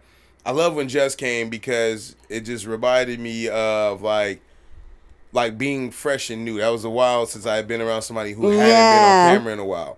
And, you know, there's so many things that you want to say, or you wish you said something completely different when you get off the mic, and you're like, oh, I was supposed to say that at that time, but that threw me off. You know, like, you have to go through all that. And I learned to live with certain things, or, like, get better at, last week I was supposed to say blah, blah, blah, and now I'm going to say it now, right? Like, those little knacks, like, you just pick up over time because you know you're going to be here. That's why I didn't have too much big thought into, like, this episode, because when you make plans in podcast land, that shit never go the way it's supposed to go. Speaking, though, do you want to give Jessica a call? Long time listener. She said hit me back, man. Okay, let's give her a call. I'll tell her we're calling right now. She was waiting. I'll give you the number. Oh, yeah. She got an iPhone? She does. Okay, you gonna send me here? You know what? While I talk a little bit more and do Okay. some other stuff, you go ahead and put it in here. Okay, cool. But yeah, man. And you know what? Even speaking to her, like she has been around a long time. She's been listening to you guys before we were friends. Right. For years. Let's see. But I mean, you know, like in the grand scheme of things, man, I'm just so happy to see the things that we've done. And you know, we do have I had told this story once. One day I was at work and somebody called like from the community, and they was like, wait, what? They was just like you know, in my work sense, but like they called and it was like we had the whole business conversation. Okay. And they were like, yeah, they lived up in like Northern California or something like that. And they was like, do you have a podcast? And I'm like, yeah, that's not a question I want to hear though. You know what I mean? Like when I'm at work. But it's like, oh, and it just happened to me like the other day. Like somebody who works under me was like, she was like, oh, do you ever heard of Viva Con Huevos? And I was like, yeah, because of Jonah, right? I don't know the people that do it. Yeah, my girl Sylvia is a host on there, a good friend of mine. So then who's the guy on there? I don't know his name, but there's three of them. It's a Mexican guy, wears glasses, Sylvia, and there's another Latina woman, I believe. So the guy is that girl's brother. And so she was like, and I can't get into it because it's some work shit, but like she was like, yo, I heard your voice because my brother was talking about y'all or whatever. I don't know about what. I didn't even ask at the time. Mm-hmm. And she was like, I know that voice. Play that again and let me see who you talking about. And it was one of our videos or whatever. And so it's like, you know, like the community is small. Yes. You know what I mean? The effect is by and large there. And I think that when and I think Jess is going to kind of allude to this, and that's a good segue. Yeah. Is that I gave a fuck how I came across because I'm impacting people's day. I'm impacting your day in that what I say and do is thought-provoking on your drive home. Or if you saved our pod and put us on in an airplane. Or if you put us on in a road trip.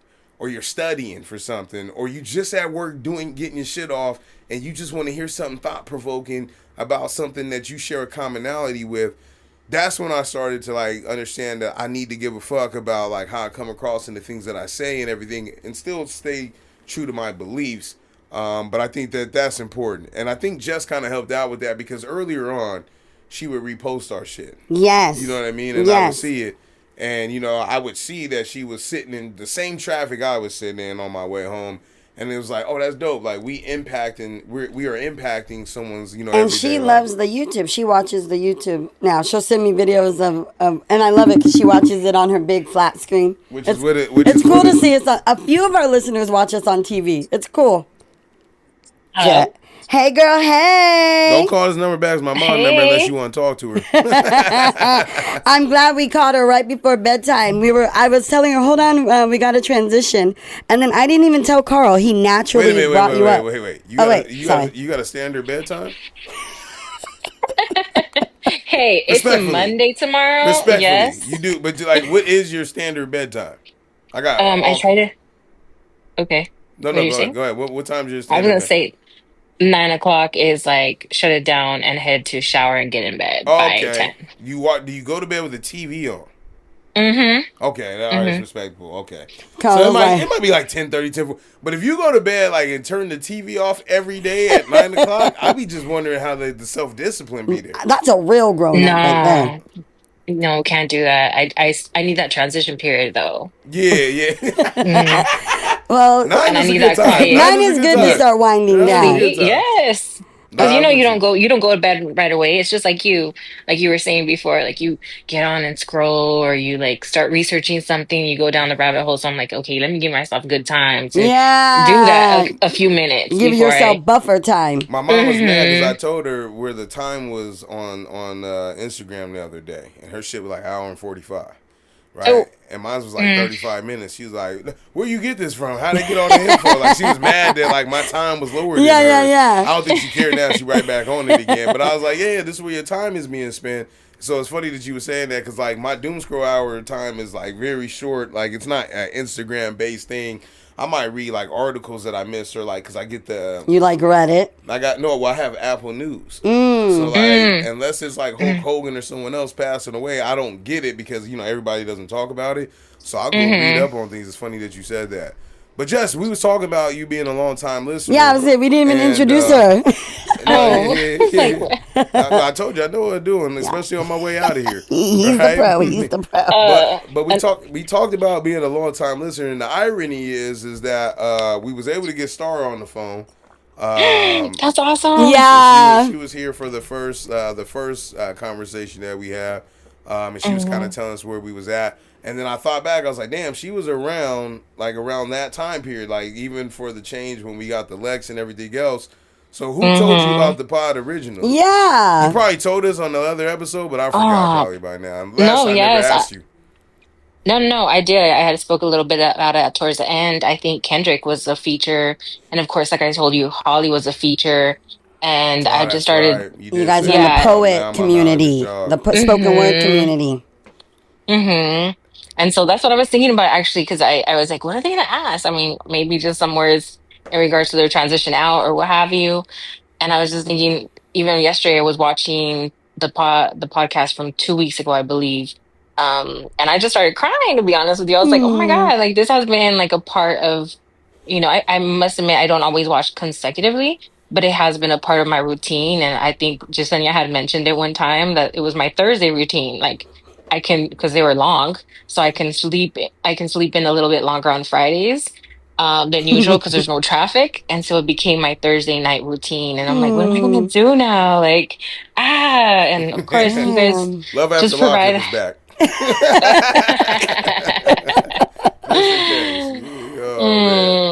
No, you're selling all the equipment and everything. I was kind of hopeful that you're gonna do something else, but I'm in it seems between. like I don't know what I'm gonna do. Like I don't want to pod. Like you know what I mean? Like it's a dead horse at this point. But I think that like a substantial amount of time away. Because you know what the other thing that I have to consider is that once you're gone, it's like breaking up with somebody. Once you get over the fact of like being in a relationship with somebody and having that access to them, so it's like the same thing. My relationship with this podcast, when I no longer have access, I clean this room completely up. Do I want to build it back up again? It's a great question to ask myself, right? Yeah. And then with who? Part of that problem that I have right now is that we were going through all the co-hosts that we've tried over the years, and part of the problem that I run into is like there aren't any meaningful connections in my life right now that I feel like I want to explore, where I want to sit down with somebody and talk on Sundays over my family anymore. You know what I mean? Right. Like, give up your time. Yeah. Exactly. I think I burned through all those people. And I don't want to seem like other podcasts because I feel like there's a guy in particular that I know that every time the Lord keep giving him a sign that it's time for him to get out the game, he come up with a new co-host, and that should be like 3-4 months long or whatever. And then it's like, dog, just give it. Let it go. Yeah, man. Let it go. I don't want to be him. You know what I mean? And so like, and I don't think. As much as the relationship between me and Lex has kind of deteriorated over time, I don't think that we would get back to the point that we were anytime soon. And so therefore, I don't even want to be in a position where I feel like me and him are faking it. I would much rather our energy be fixed off mic, off camera, you know what I mean, whenever the time is right. Because I'm not closed off to it. I'm sure he's not either. This is a male ego thing that we're dealing with. Yes. But I also feel like right now, this just ain't the time. Right? At that point, if I did that selfishly, I would mend my relationship with him because I wanted the podcast versus it being like genuinely about your guys' connection and friendship. Yeah. So. And I think that's kind of been like the tricky line, like the toe of like, of course we wanted Lex back here with us, like, and we thought about having him on for the end of the season, but we wanted to be clear that the having conversation with him and I had I don't know, I think I shared, me and Lex had a long conversation. He called me. I was, I was in my feelings. I was like, well, fine. If you never want to talk to me again, then. And then he called me. And I was like, okay. You put that in the I guess air. that's You all put I had that to do was crash out. Like, Yeah. but you know, like, and that was the part of the thing. I was like, you know, this isn't about the pod. This is about us, our friendships, our connections, and as much as like, you know, for the pod reasons, like wanting to have Lex be a part of this experience, like.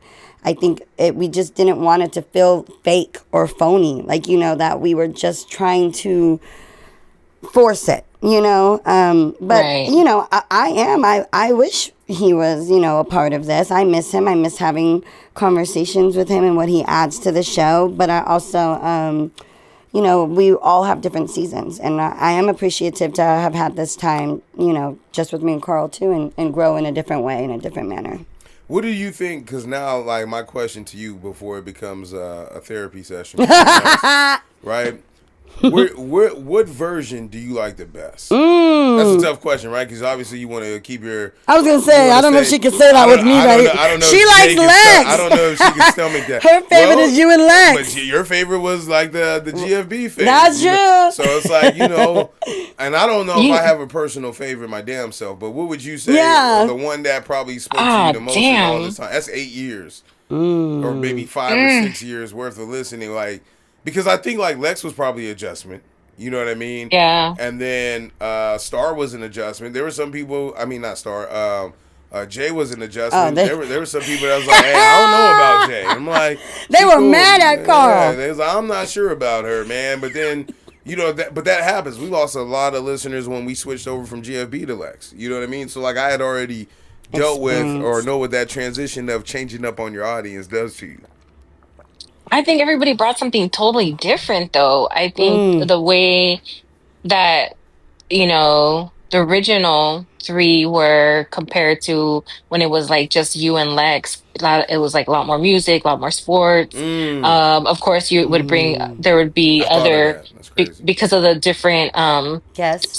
segments that you guys would have, you know, Yeah. when you would have the Read 'em or Weep or what have you. But I think like everybody brought something totally different. I think for sure, Juicy J, you shocked everybody coming in because you just, you know, and you had to find yourself. You had to find that balance of being able to be the co-host. I think, you know, I think of when you had Cecil, and Cecil was doing a lot of talking before, you know, and I remember you guys would be like A mic, B mic, or what have you, and then Lex came and it would be like A mic, B mic, and so I think it's just been one of those things where everybody has provided something totally different. They bring different experience, so that's why I think it's been something that I must admit.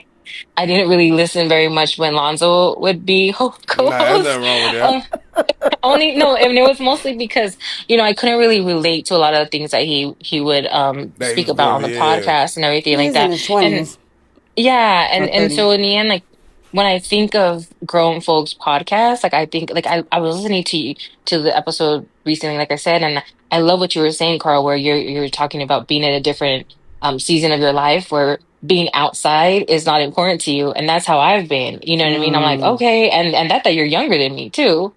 And I I related to that to you a lot because then I was thinking, man, well, Justenia was out at the backyard boogie. Like I should have just went with her and, you know, I said that. celebrated. And I was like, nah, I was okay with being at home. Like we And good. Whitey was like, I told him we should She go. full of shit too. Cause I asked her, and I was like, "Yo, you want to do it?" She's like, oh, "Do you?" And then when I get to do you, it's like, "Oh, when I call That means spade a you're- spade, nah. Exactly. you're like, nah, I didn't think you would entertain that." Yeah. She looked at them names. I was like, I don't know them either. So I was like, "Yo, like that part of my life is going too." Where it's like, "Oh, let's go find a new act." Right. You're like, wait, who are these again? Yeah, I'm You know? glad for Jonah, but I ain't going out there. Shit. Yeah. He's still building. Yeah, no, I'm okay. And like you said, in the end, it's also about friendships and connections and being intentional with your friendships and who you know, are around, who you connect with regularly and so forth. And so that's where I'm at. And so that's why I was like, where you're at now is relatable now is where I'm at, you know, compared to back then you had different guests and I think the podcast was a little bit different to how it was compared to now how it is with you guys. Yeah, because I think back because 8 years ago would have put me at about 27, 28. Like I was still like going to the clubs and hanging out like a lot back then, and taking solo trips with my boys. But now it's family trips. You know what I mean? So it's like, and I think that one of the last times we all hung out was for Jamar's camp, and we all went out to dinner.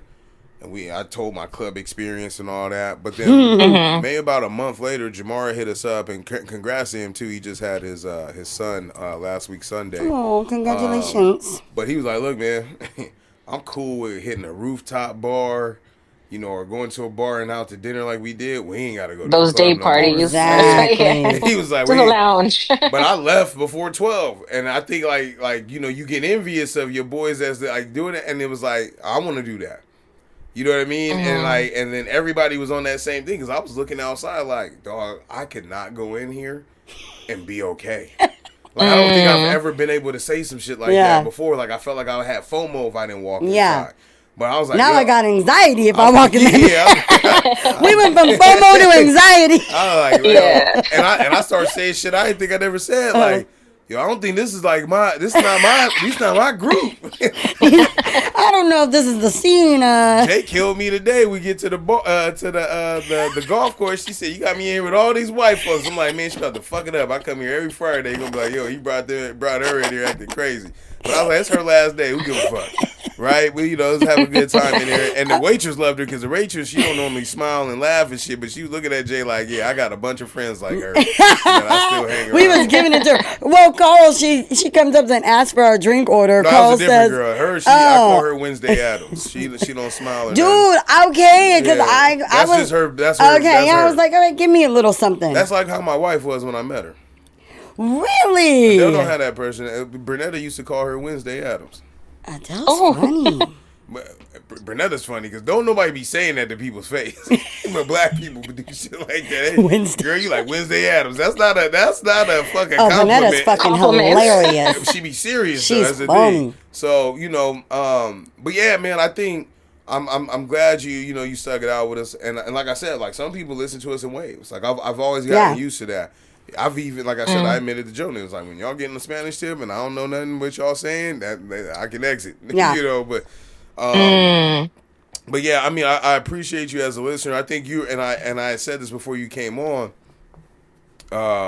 you were one of the first people that like had posted videos of you actually like where you listen to us at. Yes. So like, that for me earlier on before, Jay got here and Lex and all that, like, earlier on, it's like, oh, there's people on 805 listening to us. It's like, that's a dope feeling. It's you know what cool.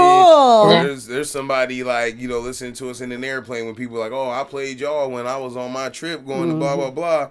And then when I check the map, like, there's people in Africa, England and all this. So it's like, I said this on the earlier episodes, it was dope because I'm in my mom's house. Yeah. On my mom's I never would have couch. thought, Wow. Carl, let me tell you, I never would have thought your setup was your setup the way it is. I was like, wait, this is where you guys were. It seemed like it was the biggest game room ever. But when I went, it was just like this room full of love and experience and stories.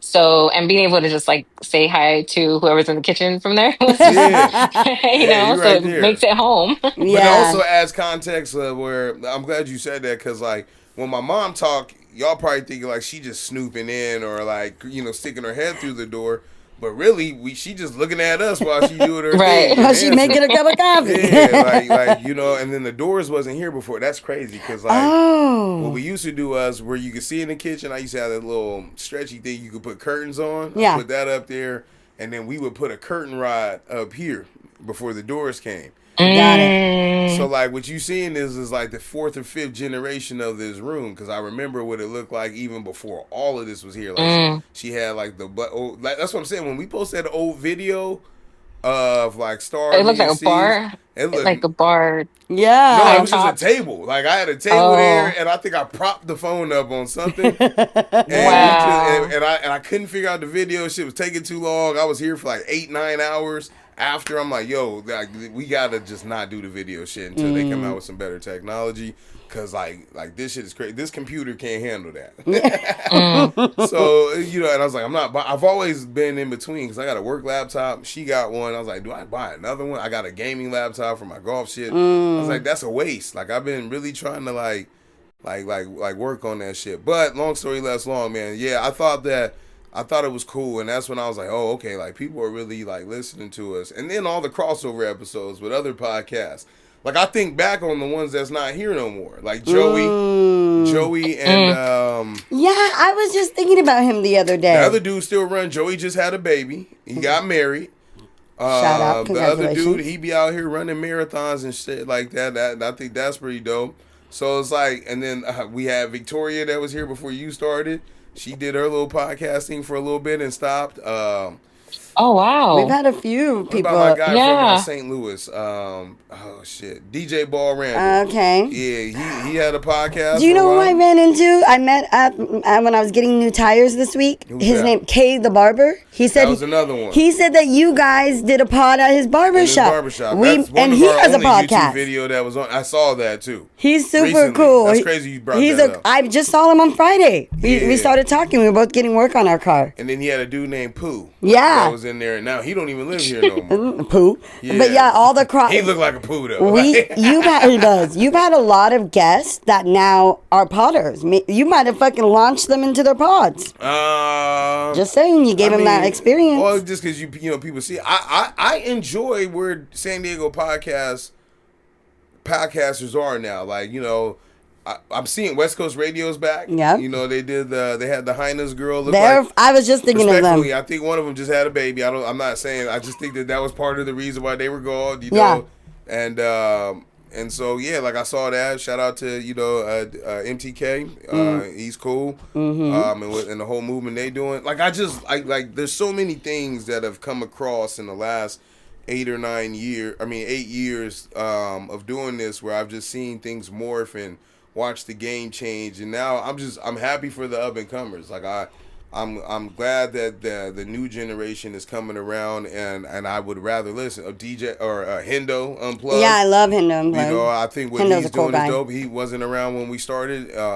So it's like, seeing all these people and going after something, Jonah. I don't remember Jonah until I met him at the podcast event, 4 years ago when he came in. And, I didn't know his situation with his co-host and all that other stuff. And he stuck with it, with having different people come in until he found someone that he was going to go all in with in terms of like content and give it a righteous go at it. So, I'm happy to be a part of that, That community. Yeah. And then, hearing from others. So, Jess, I ain't gonna hold you up too long because I know that the shower has been running for the last 15 minutes. No, it's okay. I was wondering, I was like, yo, Jay, you need to get some rest. You're supposed to be starting your journey tomorrow. So Look at big sis over here. I was like, wait, what time are they gonna finish podcasting? Y'all need to you have work tomorrow, I think, Carl. I do.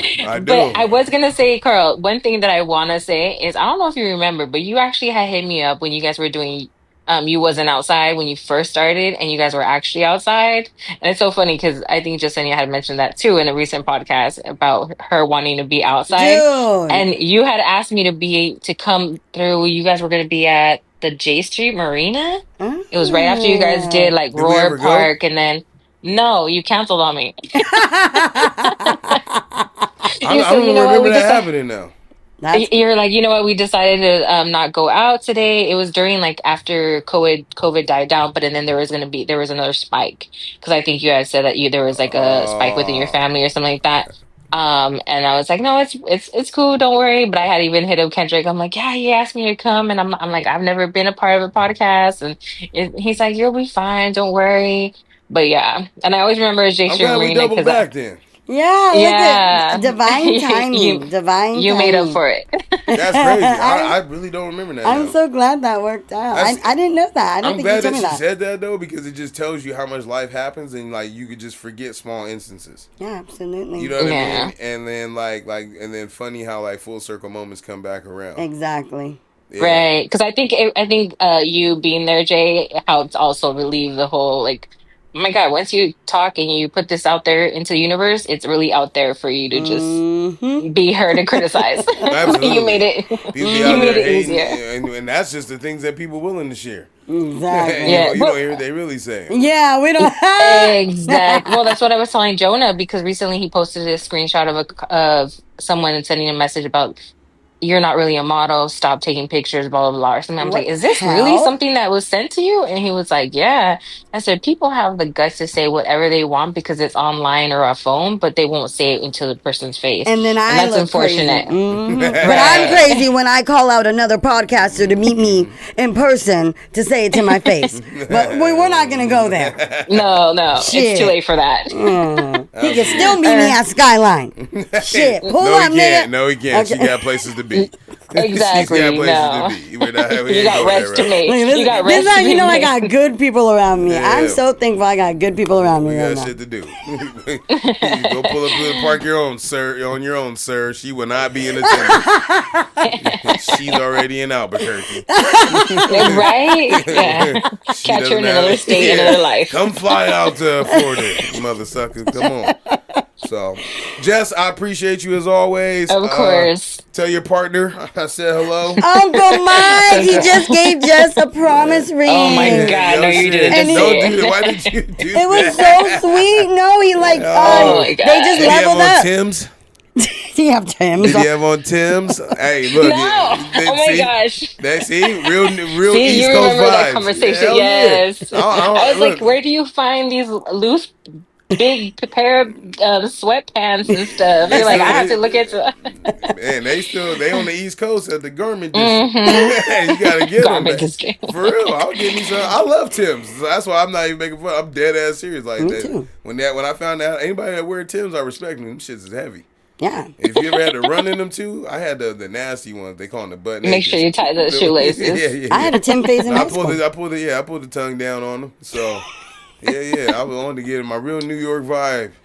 Had a big Nike jacket too. All right, Jess, you gotta go. Yeah, we You love gotta you, go. Jess. I'll call you Love you guys later. too. Have a good night. Good night. My, that's funny. I called Cease. I think he went to sleep. Do you? Cease is old. He didn't answer. Should we try him one more time? Without doing the most. Nah, I Got don't responsibilities?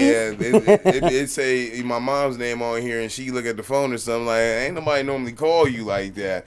The funny part about Cease is the new relationship he in right now. She don't know the version of him that we all know. Not saying that as a negativity thing. Yeah. It's just that I don't know him as Cease the podcaster where people listen and may even recognize you from certain things or how you turn into you. See, that's what people don't. You dealt with it. He dealt with it, as in Alex, and I dealt with it. Nobody talks about being in a relationship when you're on the podcast, because it's almost like these are conversations that you would have with like a work friend that you was really dope with. Not me per se, because I know how my wife get. Oh, what work friend he got? but like you know, with a work friend, or if you get around your homeboys or your homegirls, Yes. and you talk about your significant other, and now they don't have a chance to defend themselves. Yep. Right, and they don't have. Yeah, how do you want to say it? The opportunity to put their side in Well, there. there's a thing, right? And I'm gonna get a few snaps or maybe a text message about this, but I know that certain men and women may look at like what we do with envy. Yeah, absolutely. And the envy is how do you let your husband or your man or your wife Spend spend intimate time Yeah. and have these conversations with somebody Yes. that they not involved with or whatever the case may be. Yes.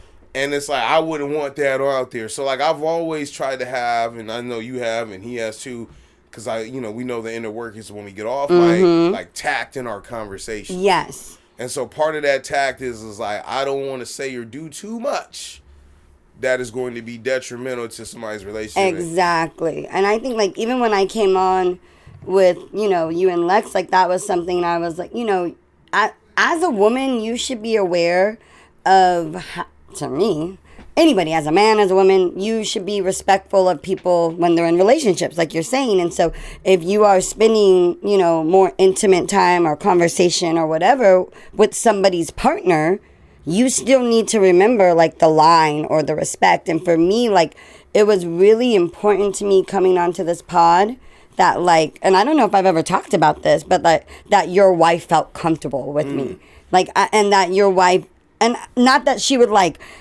I'm a threat or anything like that. You guys, she's beautiful. You guys are secure, but still, just a woman around your man, you know. And so, like, I always wanted to make sure that wifey understood that, like, you know, I respect you. I admire your relationship. I respect your relationship, and that I'm, you know, I'm here like as someone who just genuinely enjoys this conversation and wants to grow. And so I was so thankful that she was receptive to me, you know. And I don't know what it was behind the scenes, but like slowly being able to have conversations and slowly being able to become friends online, and, you know, to the point where like we've had more serious conversations. And, you know, your wife has shared certain things with me that have like impacted me, or she's checked in on me, or, you know, like, she's someone I really value. I joke, I think she's funnier than you. Like, she's hilarious. Like, so, you know, but a part of that is like tact. You know what I mean? So I would hope that, like, the reason why we got there is because that was intentional. And she had to be open too. You know, it takes two people, but approaching it with that intention. I could have came in here, and I've seen women do it when they work with men, and they don't even acknowledge a significant other, or they don't like try to make, you know, a point of contact or a little bit of like a relationship, you know. And to me, that's like low-key disrespectful. We don't need to be, you know, you don't need to be besties, but like, I need you to know that I know my place. Like, right. And that's really what it comes down to. I need you to know I know my place, I respect my place, and I would never overstep. Especially coming from a woman like me, who I talk, you know, very vulgar. I talk about sex.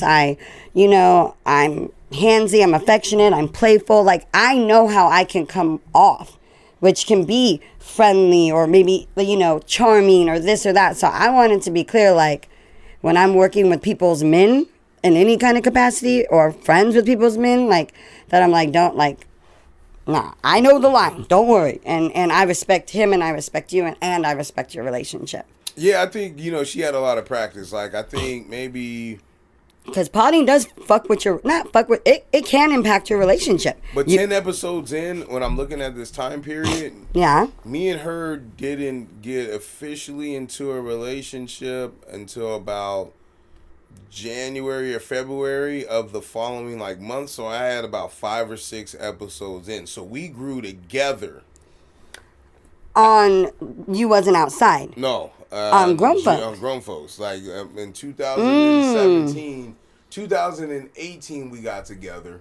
Mm-hmm. But 2017 is when this pod got released around the holidays with GFB, because I remember they got mad at me because I said days away. when I said the pod's coming out.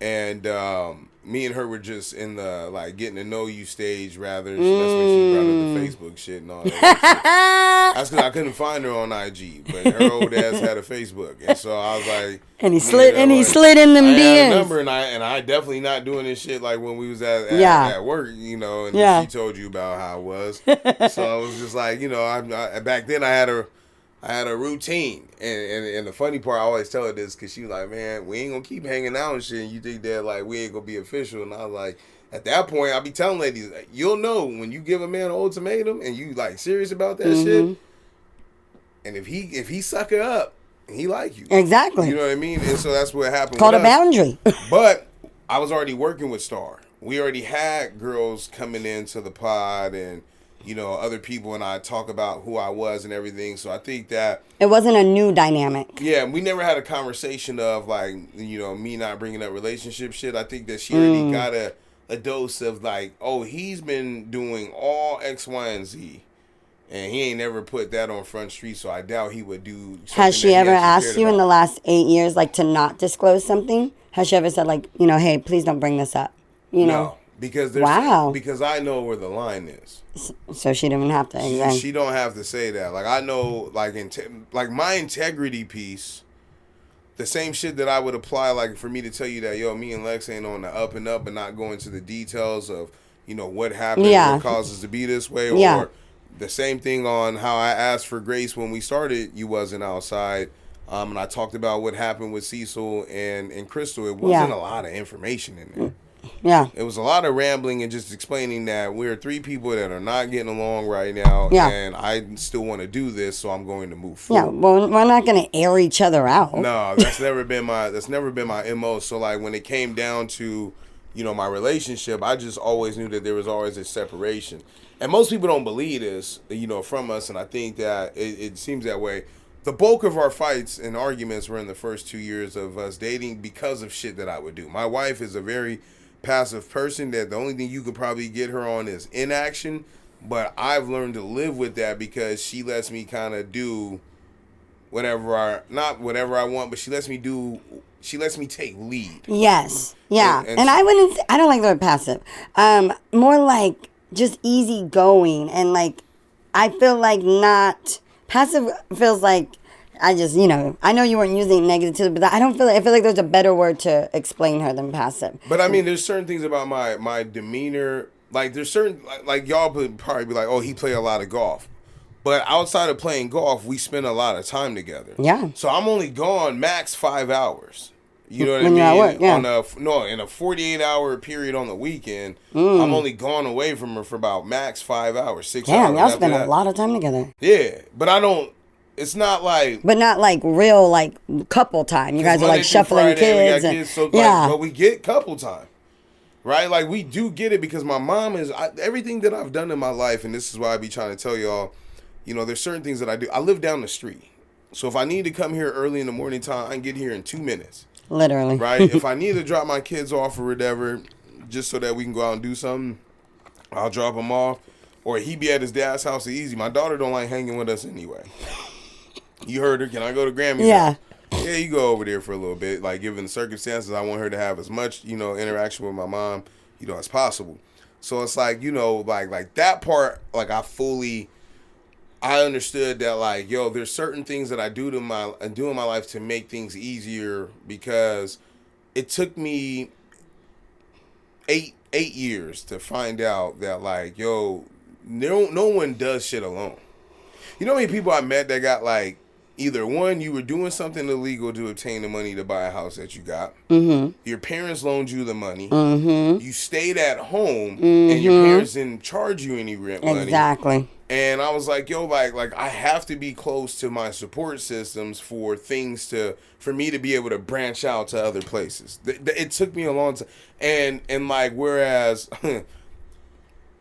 we were talking about this, and the joke was when you first came in that Karl and them is rich, and Yeah. financially we're not rich, but like we're relationship rich. Yes. Like I have, her parents can watch our kids. We have the ability to have her parents stay at our house and watch our kids. Our kids can come here where they got their own rooms and someone watch our kids.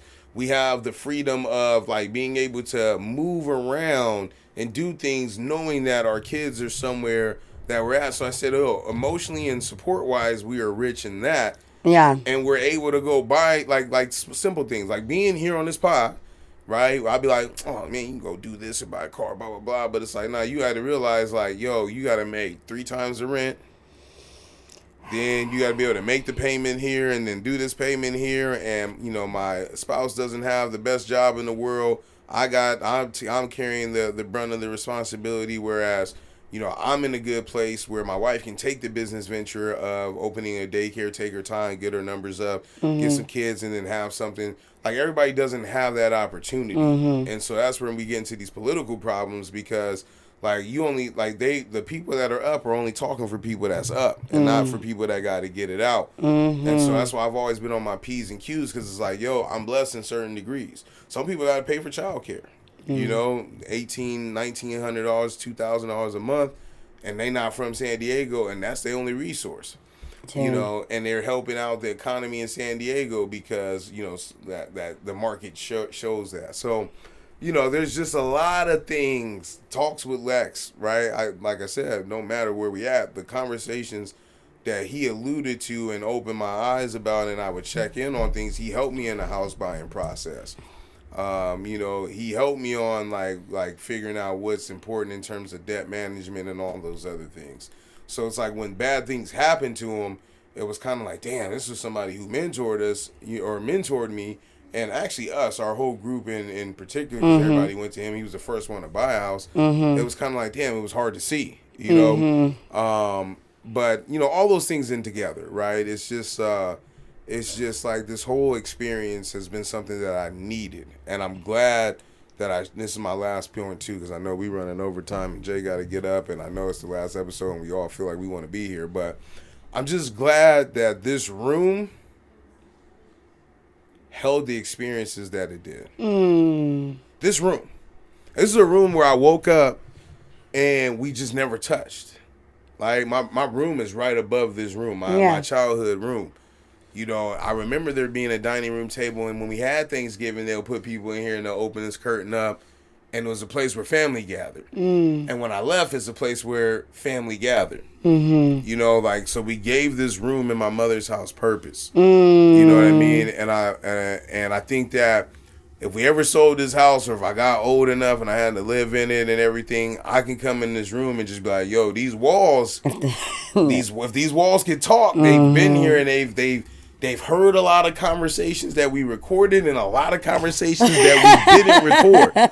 They held arguments. You know, I fell asleep in the chair doing some editing shit, right? We've had confessions. Yeah. We've had, you know. You've had hard coming cries. to moments, hard cries. We had moments where, you know, like we didn't know if we was going to see each other again when we got up out of here. You know what I mean? And it was like, you know, like anybody. Like I'm thinking about like when COVID hit, a long story less long, that was the last time we met in person before COVID. Like me starring Cease was that last episode, and then we went on lockdown. It was something that was uncontrollable. I did not know how long we was going to be on lockdown for. That shit was 3 years. That's crazy. And then when you look back, 5 years later, you know, since all that shit happened, we haven't been back in this room together since then. I get Cease for a one-off episode. I get her on the phone call. You know what I mean? And so, yeah, man, and just all the people that came here that was like trying to promote something. You had the Peace Watchers, they was doing that when my man started the Neighborhood Watch app, you know. Yeah. You just had, you know, just a bunch of people, man, that Kendrick Dial, yes, you know, who she just talked about right now and had his album. I knew him, you know, back at Bayview and such when I was a younger kid, and he would, you know, come by. He's older than me, so he knew all of the older people that was there. And he's a big figure in our community. Yeah, you had even old buddy you had that issue with. I ain't gonna even say his name on here, but that was our first guest. Y'all can go check back. Yeah, he was our first guest. What are the odds? And I was like so excited. Shit, Doug was like our manager for like the first 20 episodes, 30 episodes, doing the timestamps and helping out with the social media posts. Now he do that same type of work with Jamar now. Do you know that me and Doug hung out one time? Did he ever tell you? No. In college? No. He drove down from Fresno State to Visalia. I don't know if you should tell the rest. Okay. That sounds great. Doug, you forgot about me, baby. Oh, that's kind of crazy. Doug, don't act like you don't remember.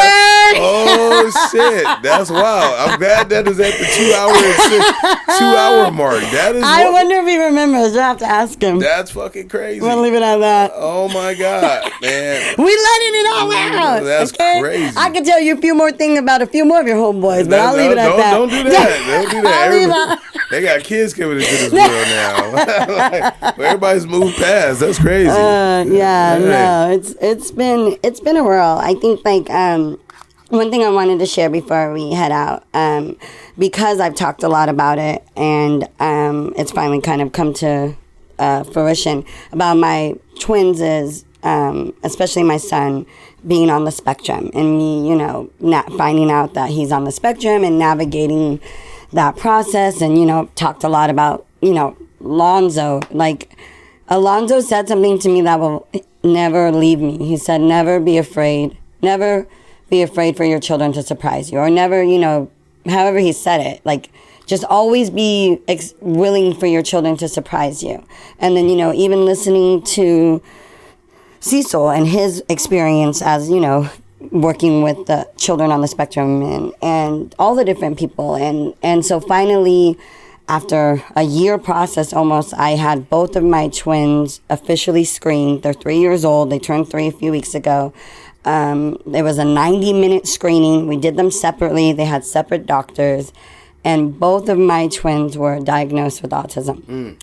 Congratulations. Right? No, I don't want to say, because it's not something like, Yeah. you don't want to say nothing negative. It's like, look, you got 2 gifts, like you said earlier. You got 2 gifts that you got to take care of the rest of your life. So you need to be here. Keep going, though. Yeah, no, so, like, I think that, like, I had talked about, like, going through the process. Like, I've been very open about it. But then when I got their actual diagnoses, like, I knew it, but it's still, like, it was devastating. It's confirmation. And it was confirmation, like, but I knew, but it was just still different. I've talked to a few different parents, like, with children that have disabilities, and they all say the same thing. Like, even though you know it's different when it's, like, finalized. And, like, I was sharing at dinner a little bit, you know, especially from my son. They were like, this isn't something, we don't know where he's gonna, let me be real quick, because I want to share this information, because I know that there are a lot of families and children out there that may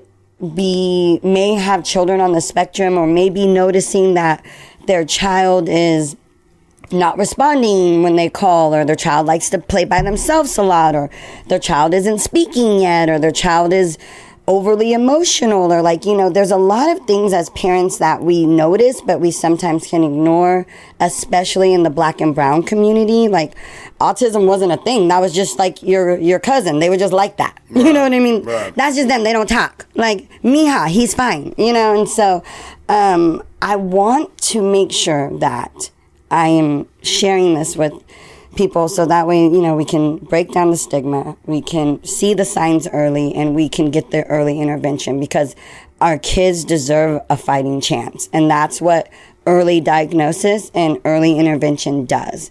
And so with the twins, my son, he got a level 3 autism diagnosis.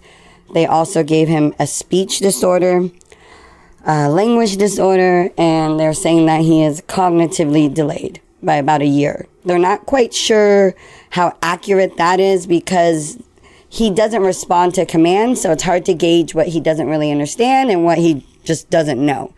And again, autism is a neurological disorder, and what it does is it impacts the way that you process information, the way you engage with society, and how you socially interact with others. And so he will be, you know, starting special ed classes when he starts school, and he'll be immersed in occupational therapy, ABA therapy, and speech therapy. Now, Magic, you know, when I found out I thought Magic was autistic before Marvel, because Magic stemmed a lot when she was younger. So when I went in, I always say I went in saying, I think my daughter has autism, and they walked out telling me my son had it. But Magic was still struggling, and it's really important, because girls and boys present very differently when they are neurodivergent, whether it's ADHD or autism.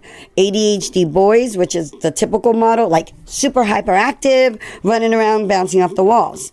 ADHD girls, they perform well and they excel, so people think they're okay, but they struggle internally a lot. And so the same thing with, like, so Magic, they told me that she is autistic because of her behavioral and emotional delays. She has a hard time emotionally regulating. She's very rigid in the way she likes to do things, and she misses certain social cues. The flip side on Magic is that the doctor literally said that she's rocket scientist autistic. She's in the top 1% for her age group. He didn't want to use Elon Musk. No, dude. 2 years ago, he probably would have. Exactly. Like, Elon. And he like, I don't know if I want to throw that on right? everybody. And You so, like, what the fuck you talking about, Elon Musk? no, literally. And he was telling me she has these other, like, special skills that he put names to because of the way that she can memorize and sound out and do language. But because of the fact that she can actually read, she can sound things out, and he said that she's high functioning. She's high functioning, but she's at more risk for having severe mental health disorders like depression anxiety, suicidal But she tendencies. can understand why that people are treating me different or I'm different because of how I maybe. Well, so because she performs so well, people are they look at her and assume that she's neurotypical, right? She's extremely intelligent. She can have a conversation. She's funny. But what they don't understand is on the flip side, she doesn't process change well. She doesn't transition well. She can't handle big emotions well. And so you end up masking, and people, they treat you one way, but you're dealing with something internally in another way. And so the doctor revealed to me, like, he told me how to get my autism diagnosis. We started talking about me and everything. And I started telling my mom all of the things, and my mom's eyes were like this big, because I was like, Mom, like my whole life, people have told me sometimes I'm rude or I'm brash. And I've always just thought, like, I'm direct. I'm just saying what it is. Like, there's all these things that we were talking about. And my mom was just like, she was like, but you were such a good kid. You're so smart. You've always done well. And I was like, yeah, Mom, but my entire life, I felt other. Like, I felt different. People would always tell me, I'm so sensitive. I'm so emotional. Like, I didn't understand why things would happen and other people could handle it one way. And for me, it was like emotional, pure regulation, And so having these diagnoses, like, they're not here to define you. They're here to help guide you. And the more that we can understand ourselves, the more that we can do the work that we need to do to be able to, like, sustain ourselves and be healthy. And so I'm looking forward to understanding more about my brain and how it works as a neurodivergent person. And I believe that once I am able to mitigate and manage all of my, like, symptoms from my neurodivergency, that my depression and my anxiety and my suicidal ideologies are going to come down. I'm starting to think that maybe these are actually symptoms of me, like, masking my whole life and burning out. Now, I do have an 8 out of 10 on the childhood adversity test. So I really have been through, like, things, I have a lot of trauma. I have a lot of PTSD. So I definitely think that, like, and mental health disorders run in my family. They're very hereditary. So I do think that, like, there's a level of just me having struggles with mental health disorders. But I also feel like once I'm able to manage my neurodivergency better, that it's going to help alleviate that. I'm hopeful. I'm very hopeful for that because I still struggle. Like, I still struggle with all those things, like, they don't go away, overnight. I still, struggle taking my antidepressants. I've started taking my antidepressants again, and my anxiety medication, and I'm on 4 different mental health meds. And so, like, trying to really, like, I want people to know that this mental health thing is a journey. It's not a destination, and it's not linear.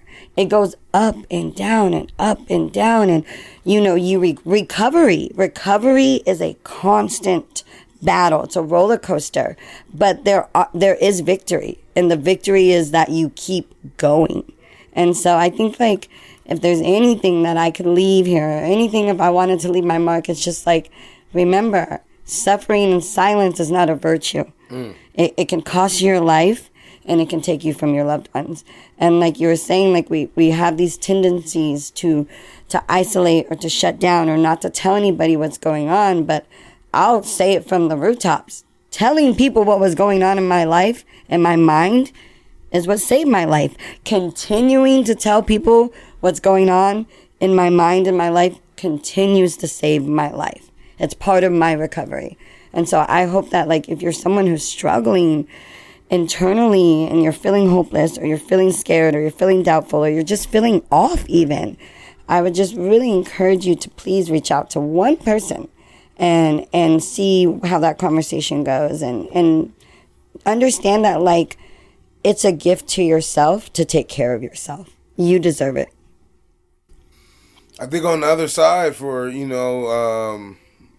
for those of us that befriend someone in that, in that space, this is very important. You just got to be patient. What yes. I mean? Also, you got to put your foot down. You have to have boundaries. I mean, you have to have your own self-care boundaries. Yeah, if you don't put your foot down, and I got plenty of friends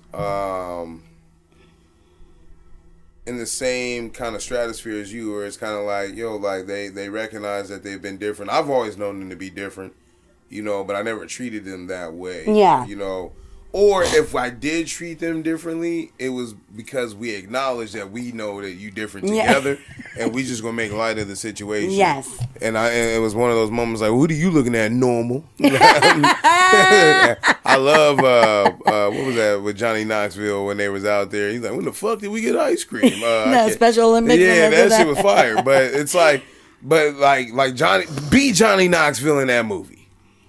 Right? Like, like normalize, like having these conversations with your people and then saying, hey man, you tripping a little bit.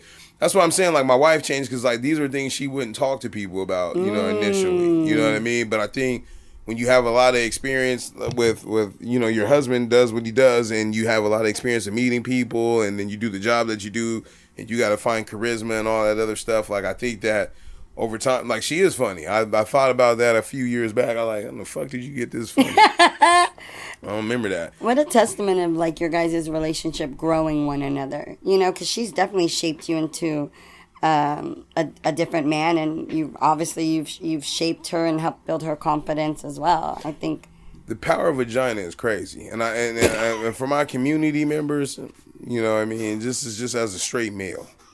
Right? But the power of vagina would change your life. I don't know what it is, but what Jay's talking about, I don't even remember when I became this person. Yeah. It just slowly happened, right? Because I remember at 32, I was like, yo, like, soon as or 31, 32, whenever my daughter turned a year, I was like, soon as she turned a year, I'm back in these streets. Like, I'm about to just be out, enjoy the last half of, you know, me turning 30, and then it never came. And I never waited for it. I just flipped, and it was just like, yo, I'm worried about the wrong shit right now. Thinking I'm about to go out and still be the good time guy, even though I got a family and shit. That shit ain't gonna happen, and it didn't. So, you know, I don't remember when the shit happened, but you know, and we all go through that. I'll probably have a depressive little moment where I go back and listen to all these pods, and I can pinpoint probably where like the shift changed. Because I haven't sat back and looked at it. But I'll probably go back and listen to one of these and be like, yo, that's when I started growing the fuck up. I would love to. You'll have to text me and let me know. I have to listen to how bad the other ones were, though. Like, I was cringeworthy listening to. I haven't got past the first 10 minutes of the first one. Even when I played it right now, I paused at a certain point. That's where I cut it. I was like, I know what happens at the, like, it's like reading a movie before it happens. Like, I know what happens, but I don't want to. We have certain pods I don't watch. Yeah. I can't watch it. I'm going to listen. I don't need to relive that. I was thinking, though, like, what about me and you? We just don't talk anymore? Nah, yes, you have for sure. Like, I'm like, what, like. But you're just as bad as me. So, like, you know, our communication could be sparse. So, the first couple of weeks, you probably won't hear from me because I just be like, yo, let her get adjusted. No, exactly. And where you moving to, like, you got to get as adjusted as you can. You know what I mean? Somebody said this, and I guess you would probably do really well with this information that, like, they were talking about moving. Maybe it was you. When you move somewhere, like, a part of you, it wasn't you. I was talking to one of the girls at work, and she said that a girl, you know, packed up all her stuff. It was getting too expensive to live out here in California. They moved to South Carolina, and it was like a culture shock. And, like, people know that they're not from there, you know, but it took them a while to get accustomed to life. And they've been out there 5 years. Like, the whole family was like a sister, a mom. I love that. None of them were married or nothing like that, so they just all went out there together on a whim. And, you know, it's like, yeah, it's different, but there was no way they could come back here knowing the circumstances in which they left. So it was kind of like, I have no choice but to accept this new norm that I'm living in. Obviously, South Carolina versus San Diego, way more black people than you used to seeing with their own subcultures out there. And so, like, I think along your journey, you just got to recognize, because even when I've gone, my wife loves Florida. That's what she was telling me. I hate Florida. I was like, come visit me. Because, like, I just feel like the people are so different, but my connections here and my roots here are so ingrained that I don't think I was able to let certain shit go. So. I'm sorry about that. Yeah, I am worried. Like, I'm not worried about necessarily, like you said, I gotta be here. Like, you know, I have to go. There's no coming back. So I have to get acclimated. I have to, like, And I'm someone who, like, I'm a survivor, so I can adjust. Like, but my biggest concern is, like, where am I going to find, like, my peoples? Like, I was like, where am I going to find, like, my next best friend? Like, where am I going to find, like, my next good guy friend? Like, you know, and I was like, that's what I was like, how am I going to find those people that align with me in a state that is very much out of alignment with me? Trial and error. And what opportunities? Like, we're grown as adults. I'm thinking I'm going to make, like, one of my kids' friends. I'm going to have to get in one of their parents. But you know? thank God you are who you are, right? And I guess that would be my closing message, right? It's like, the potential that you have in connecting people and lining up a room with your personality, because if you don't come in with a great personality at that time because you're having a bad day, it's people notice. And we don't notice because it's like, ew, look at her with attitude. It's like, yo, like whatever the fuck happened, like when you called me earlier this week about the little shit that happened, and we're not even talking about it on here. I thought about it. Don't tell that story. You're better than that. Okay. Right? Be better than me. Okay. But like we know, right? But your energy can either enlighten the room or suck the energy out of a room, respectfully, right? Yeah. And that just shows of how much value you have based off of your presence. Another high energy person in regards to their presence when it comes to my mind is Star. Like, you know, when someone like her is bothered by something and it don't sit right, we ain't gonna be out here kikiing and laughing and stuff, and me and you got a problem and you not about to address it, right? Like, I felt like you wronged me, sir, or you did something, sir, or ma'am, and you gotta rectify this before we can move forward. 'Cause if not, I can't fake this energy. I'm gonna just let you know kindly I ain't. And so when I say all that, I say, you know, when you go out there, continue to be you. Don't feel like you need to conform. I mean, you're at an age right now where it don't matter if you're going to meet people on bullshit out there. It's the same thing. There's people on bullshit out there. There's people on bullshit out here. It's going to take time for you to weed out folks, and you have to be patient with yourself and remember what's most important and the reason why you're out there in the first place. And I think that, you know, you've done it multiple times, knowing that there was a safety net of coming back home, you know, like when you were out in Visalia and all that. It's like, I can always probably go back to San Diego and, you know, restart again. You can always do that here, but I think that this time around is different, right? It's a change of scenery. It's an opportunity. And who cares if you're not successful the first year or two, or thank God that, you know, everything worked out, you know, smooth. I think the process is the process, and what's most important is that it's your process. And how you go about, you know, finding that stability is your own prerogative. You know what I mean? And I think with that in the back of your mind, you're successful because you made the move in the first place. I appreciate that. Like, once you get there, it's like, I did it. Dude. Who cares how the story, like people think about championship. Right? You win a championship, you do all this practice, and you don't appreciate the journey. You just hyper-focus on the destination. But once you get to that destination, that's just part of the movies that we don't see. That's the part where, oh, you know, Avengers Endgame, they killed Thanos, and the world went back to however your mind imagined it to be. Exactly. And so whatever your process is when you get out there is whatever you make it out to be. That's what my best friend, and a few of my friends have been telling me, but my best friend Morgan, she was like, because this week I was frustrated because it was a big week, and I felt like people weren't appreciating the gravity of the situation. Like, I'm trying to get the fuck out of here and change me and my children's lives, and come Monday, technically we're homeless again if I don't get out of here. My home is waiting for me in Florida. Right. You know what I mean? I don't have a home here anymore. And so, like, when I was going through all these hurdles, like, I called Carl crashing out. Like, left him a voicemail because of these different inconveniences, or, like, even when I'm, like, people that are in my inner workings and I'm having to overly explain things to them, I was just like, what is happening? You know, and my best friend Morgan, she was like, nobody knows. Yeah, unless they have walked through you, like, every step of the way. They're like, you, her, Jessica, you know, probably are the closest that know everything, because I'm constantly updating you guys. But even then, you know, she was like, nobody knows what you've gone through. Like, you cannot, people can't give you the grace or the understanding or even the patience or whatever it is that you want from them. And she was like, because nobody knows what you've gone through to get to this point. And only you know that process. And only you've known what it's taken to get you from point A to point B. So, like you were saying, like that's the victory in itself, that you know what you had to do in order to get yourself from here to there. And she was like, you know, don't forget that. Like, don't ever take that for, like, lightly, you know? Right. And so I just appreciate that, because I know I've had a lot of moments where I felt like, oh my God, can I really do this? And, like, even when I was telling you how, like, I felt a lot of, like, doubt or comments, and you were like, that shit's for the birds. Like, people should be cheering you on. Like, I've had, like, a good solid, like, 5 or 6 people, including you, that have, like, coached me through this. Like, confidence builded me, what Star was leaning into. Like, built that confidence.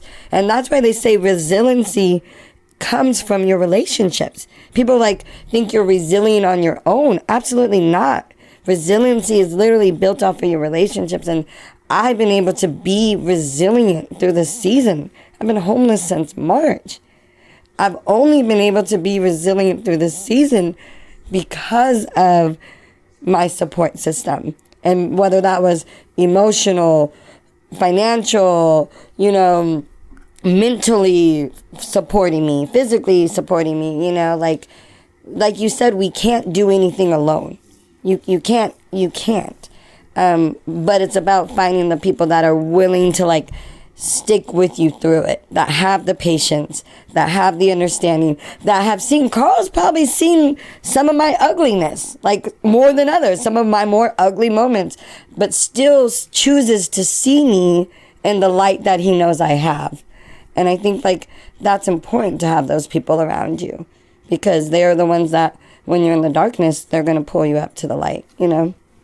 And I'm just appreciative of our time here, and, you know, everything that you poured into me, and the encouragement, the patience, the good Lord, the patience, the grace, like I said, opening your family up to me. Like, you were saying, like, you know, my family, I was saying, like, I love hanging out with your family because it feels like what family should feel like. And I've never experienced that. My family's very toxic, abusive. And when I'm with your family, it's like, oh, this is what it feels like. There's still shit talking. There's still jousting. There's still, you know, sassiness. There's still funniness. But there's so much, like, love. And I'm just really appreciative to know, like, what that feels like. So that way, now I know, like, what I'm looking for versus settling for what I've been settling for.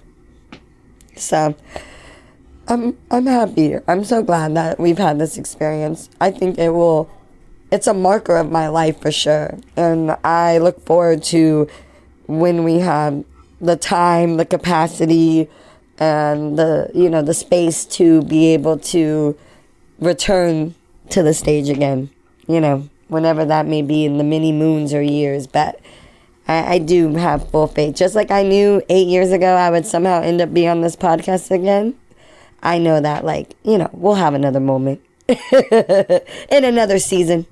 And like Jay-Z said, if you want the old Jay-Z, go listen to my old shit. You want the old Carl, go listen to my old shit. You want the new Carl? I don't know what to tell you. I don't know. I got no. We'll see this shit here in 2 weeks, right? I don't know. My, you know, page still gonna be up. All the shit gonna be there for everybody to get some nostalgic, you know, purposes. So I appreciate y'all, man. As always, we on.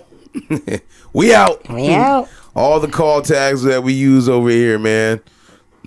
I got nothing else. 3 cheers? Should we do a final 3 cheers? I feel like we 3 cheers to everything we could cheers. And the whole episode is 3 cheers. The whole episode is 3 cheers. The whole episode. 3 cheers. Shout out to our audience and our listeners. Like, when Jessica was saying, like, you were saying how this has been part of your life for, like, all these years in transition. And it's crazy to think, like, we have listeners that have also, like Jess said, like, what do I do now? Like, you know, you have created this space, and I believe and know that there are people that are going to miss it. And we just appreciate everyone who's been rocking with us all these years. And Love After Lockup is still back. And we out.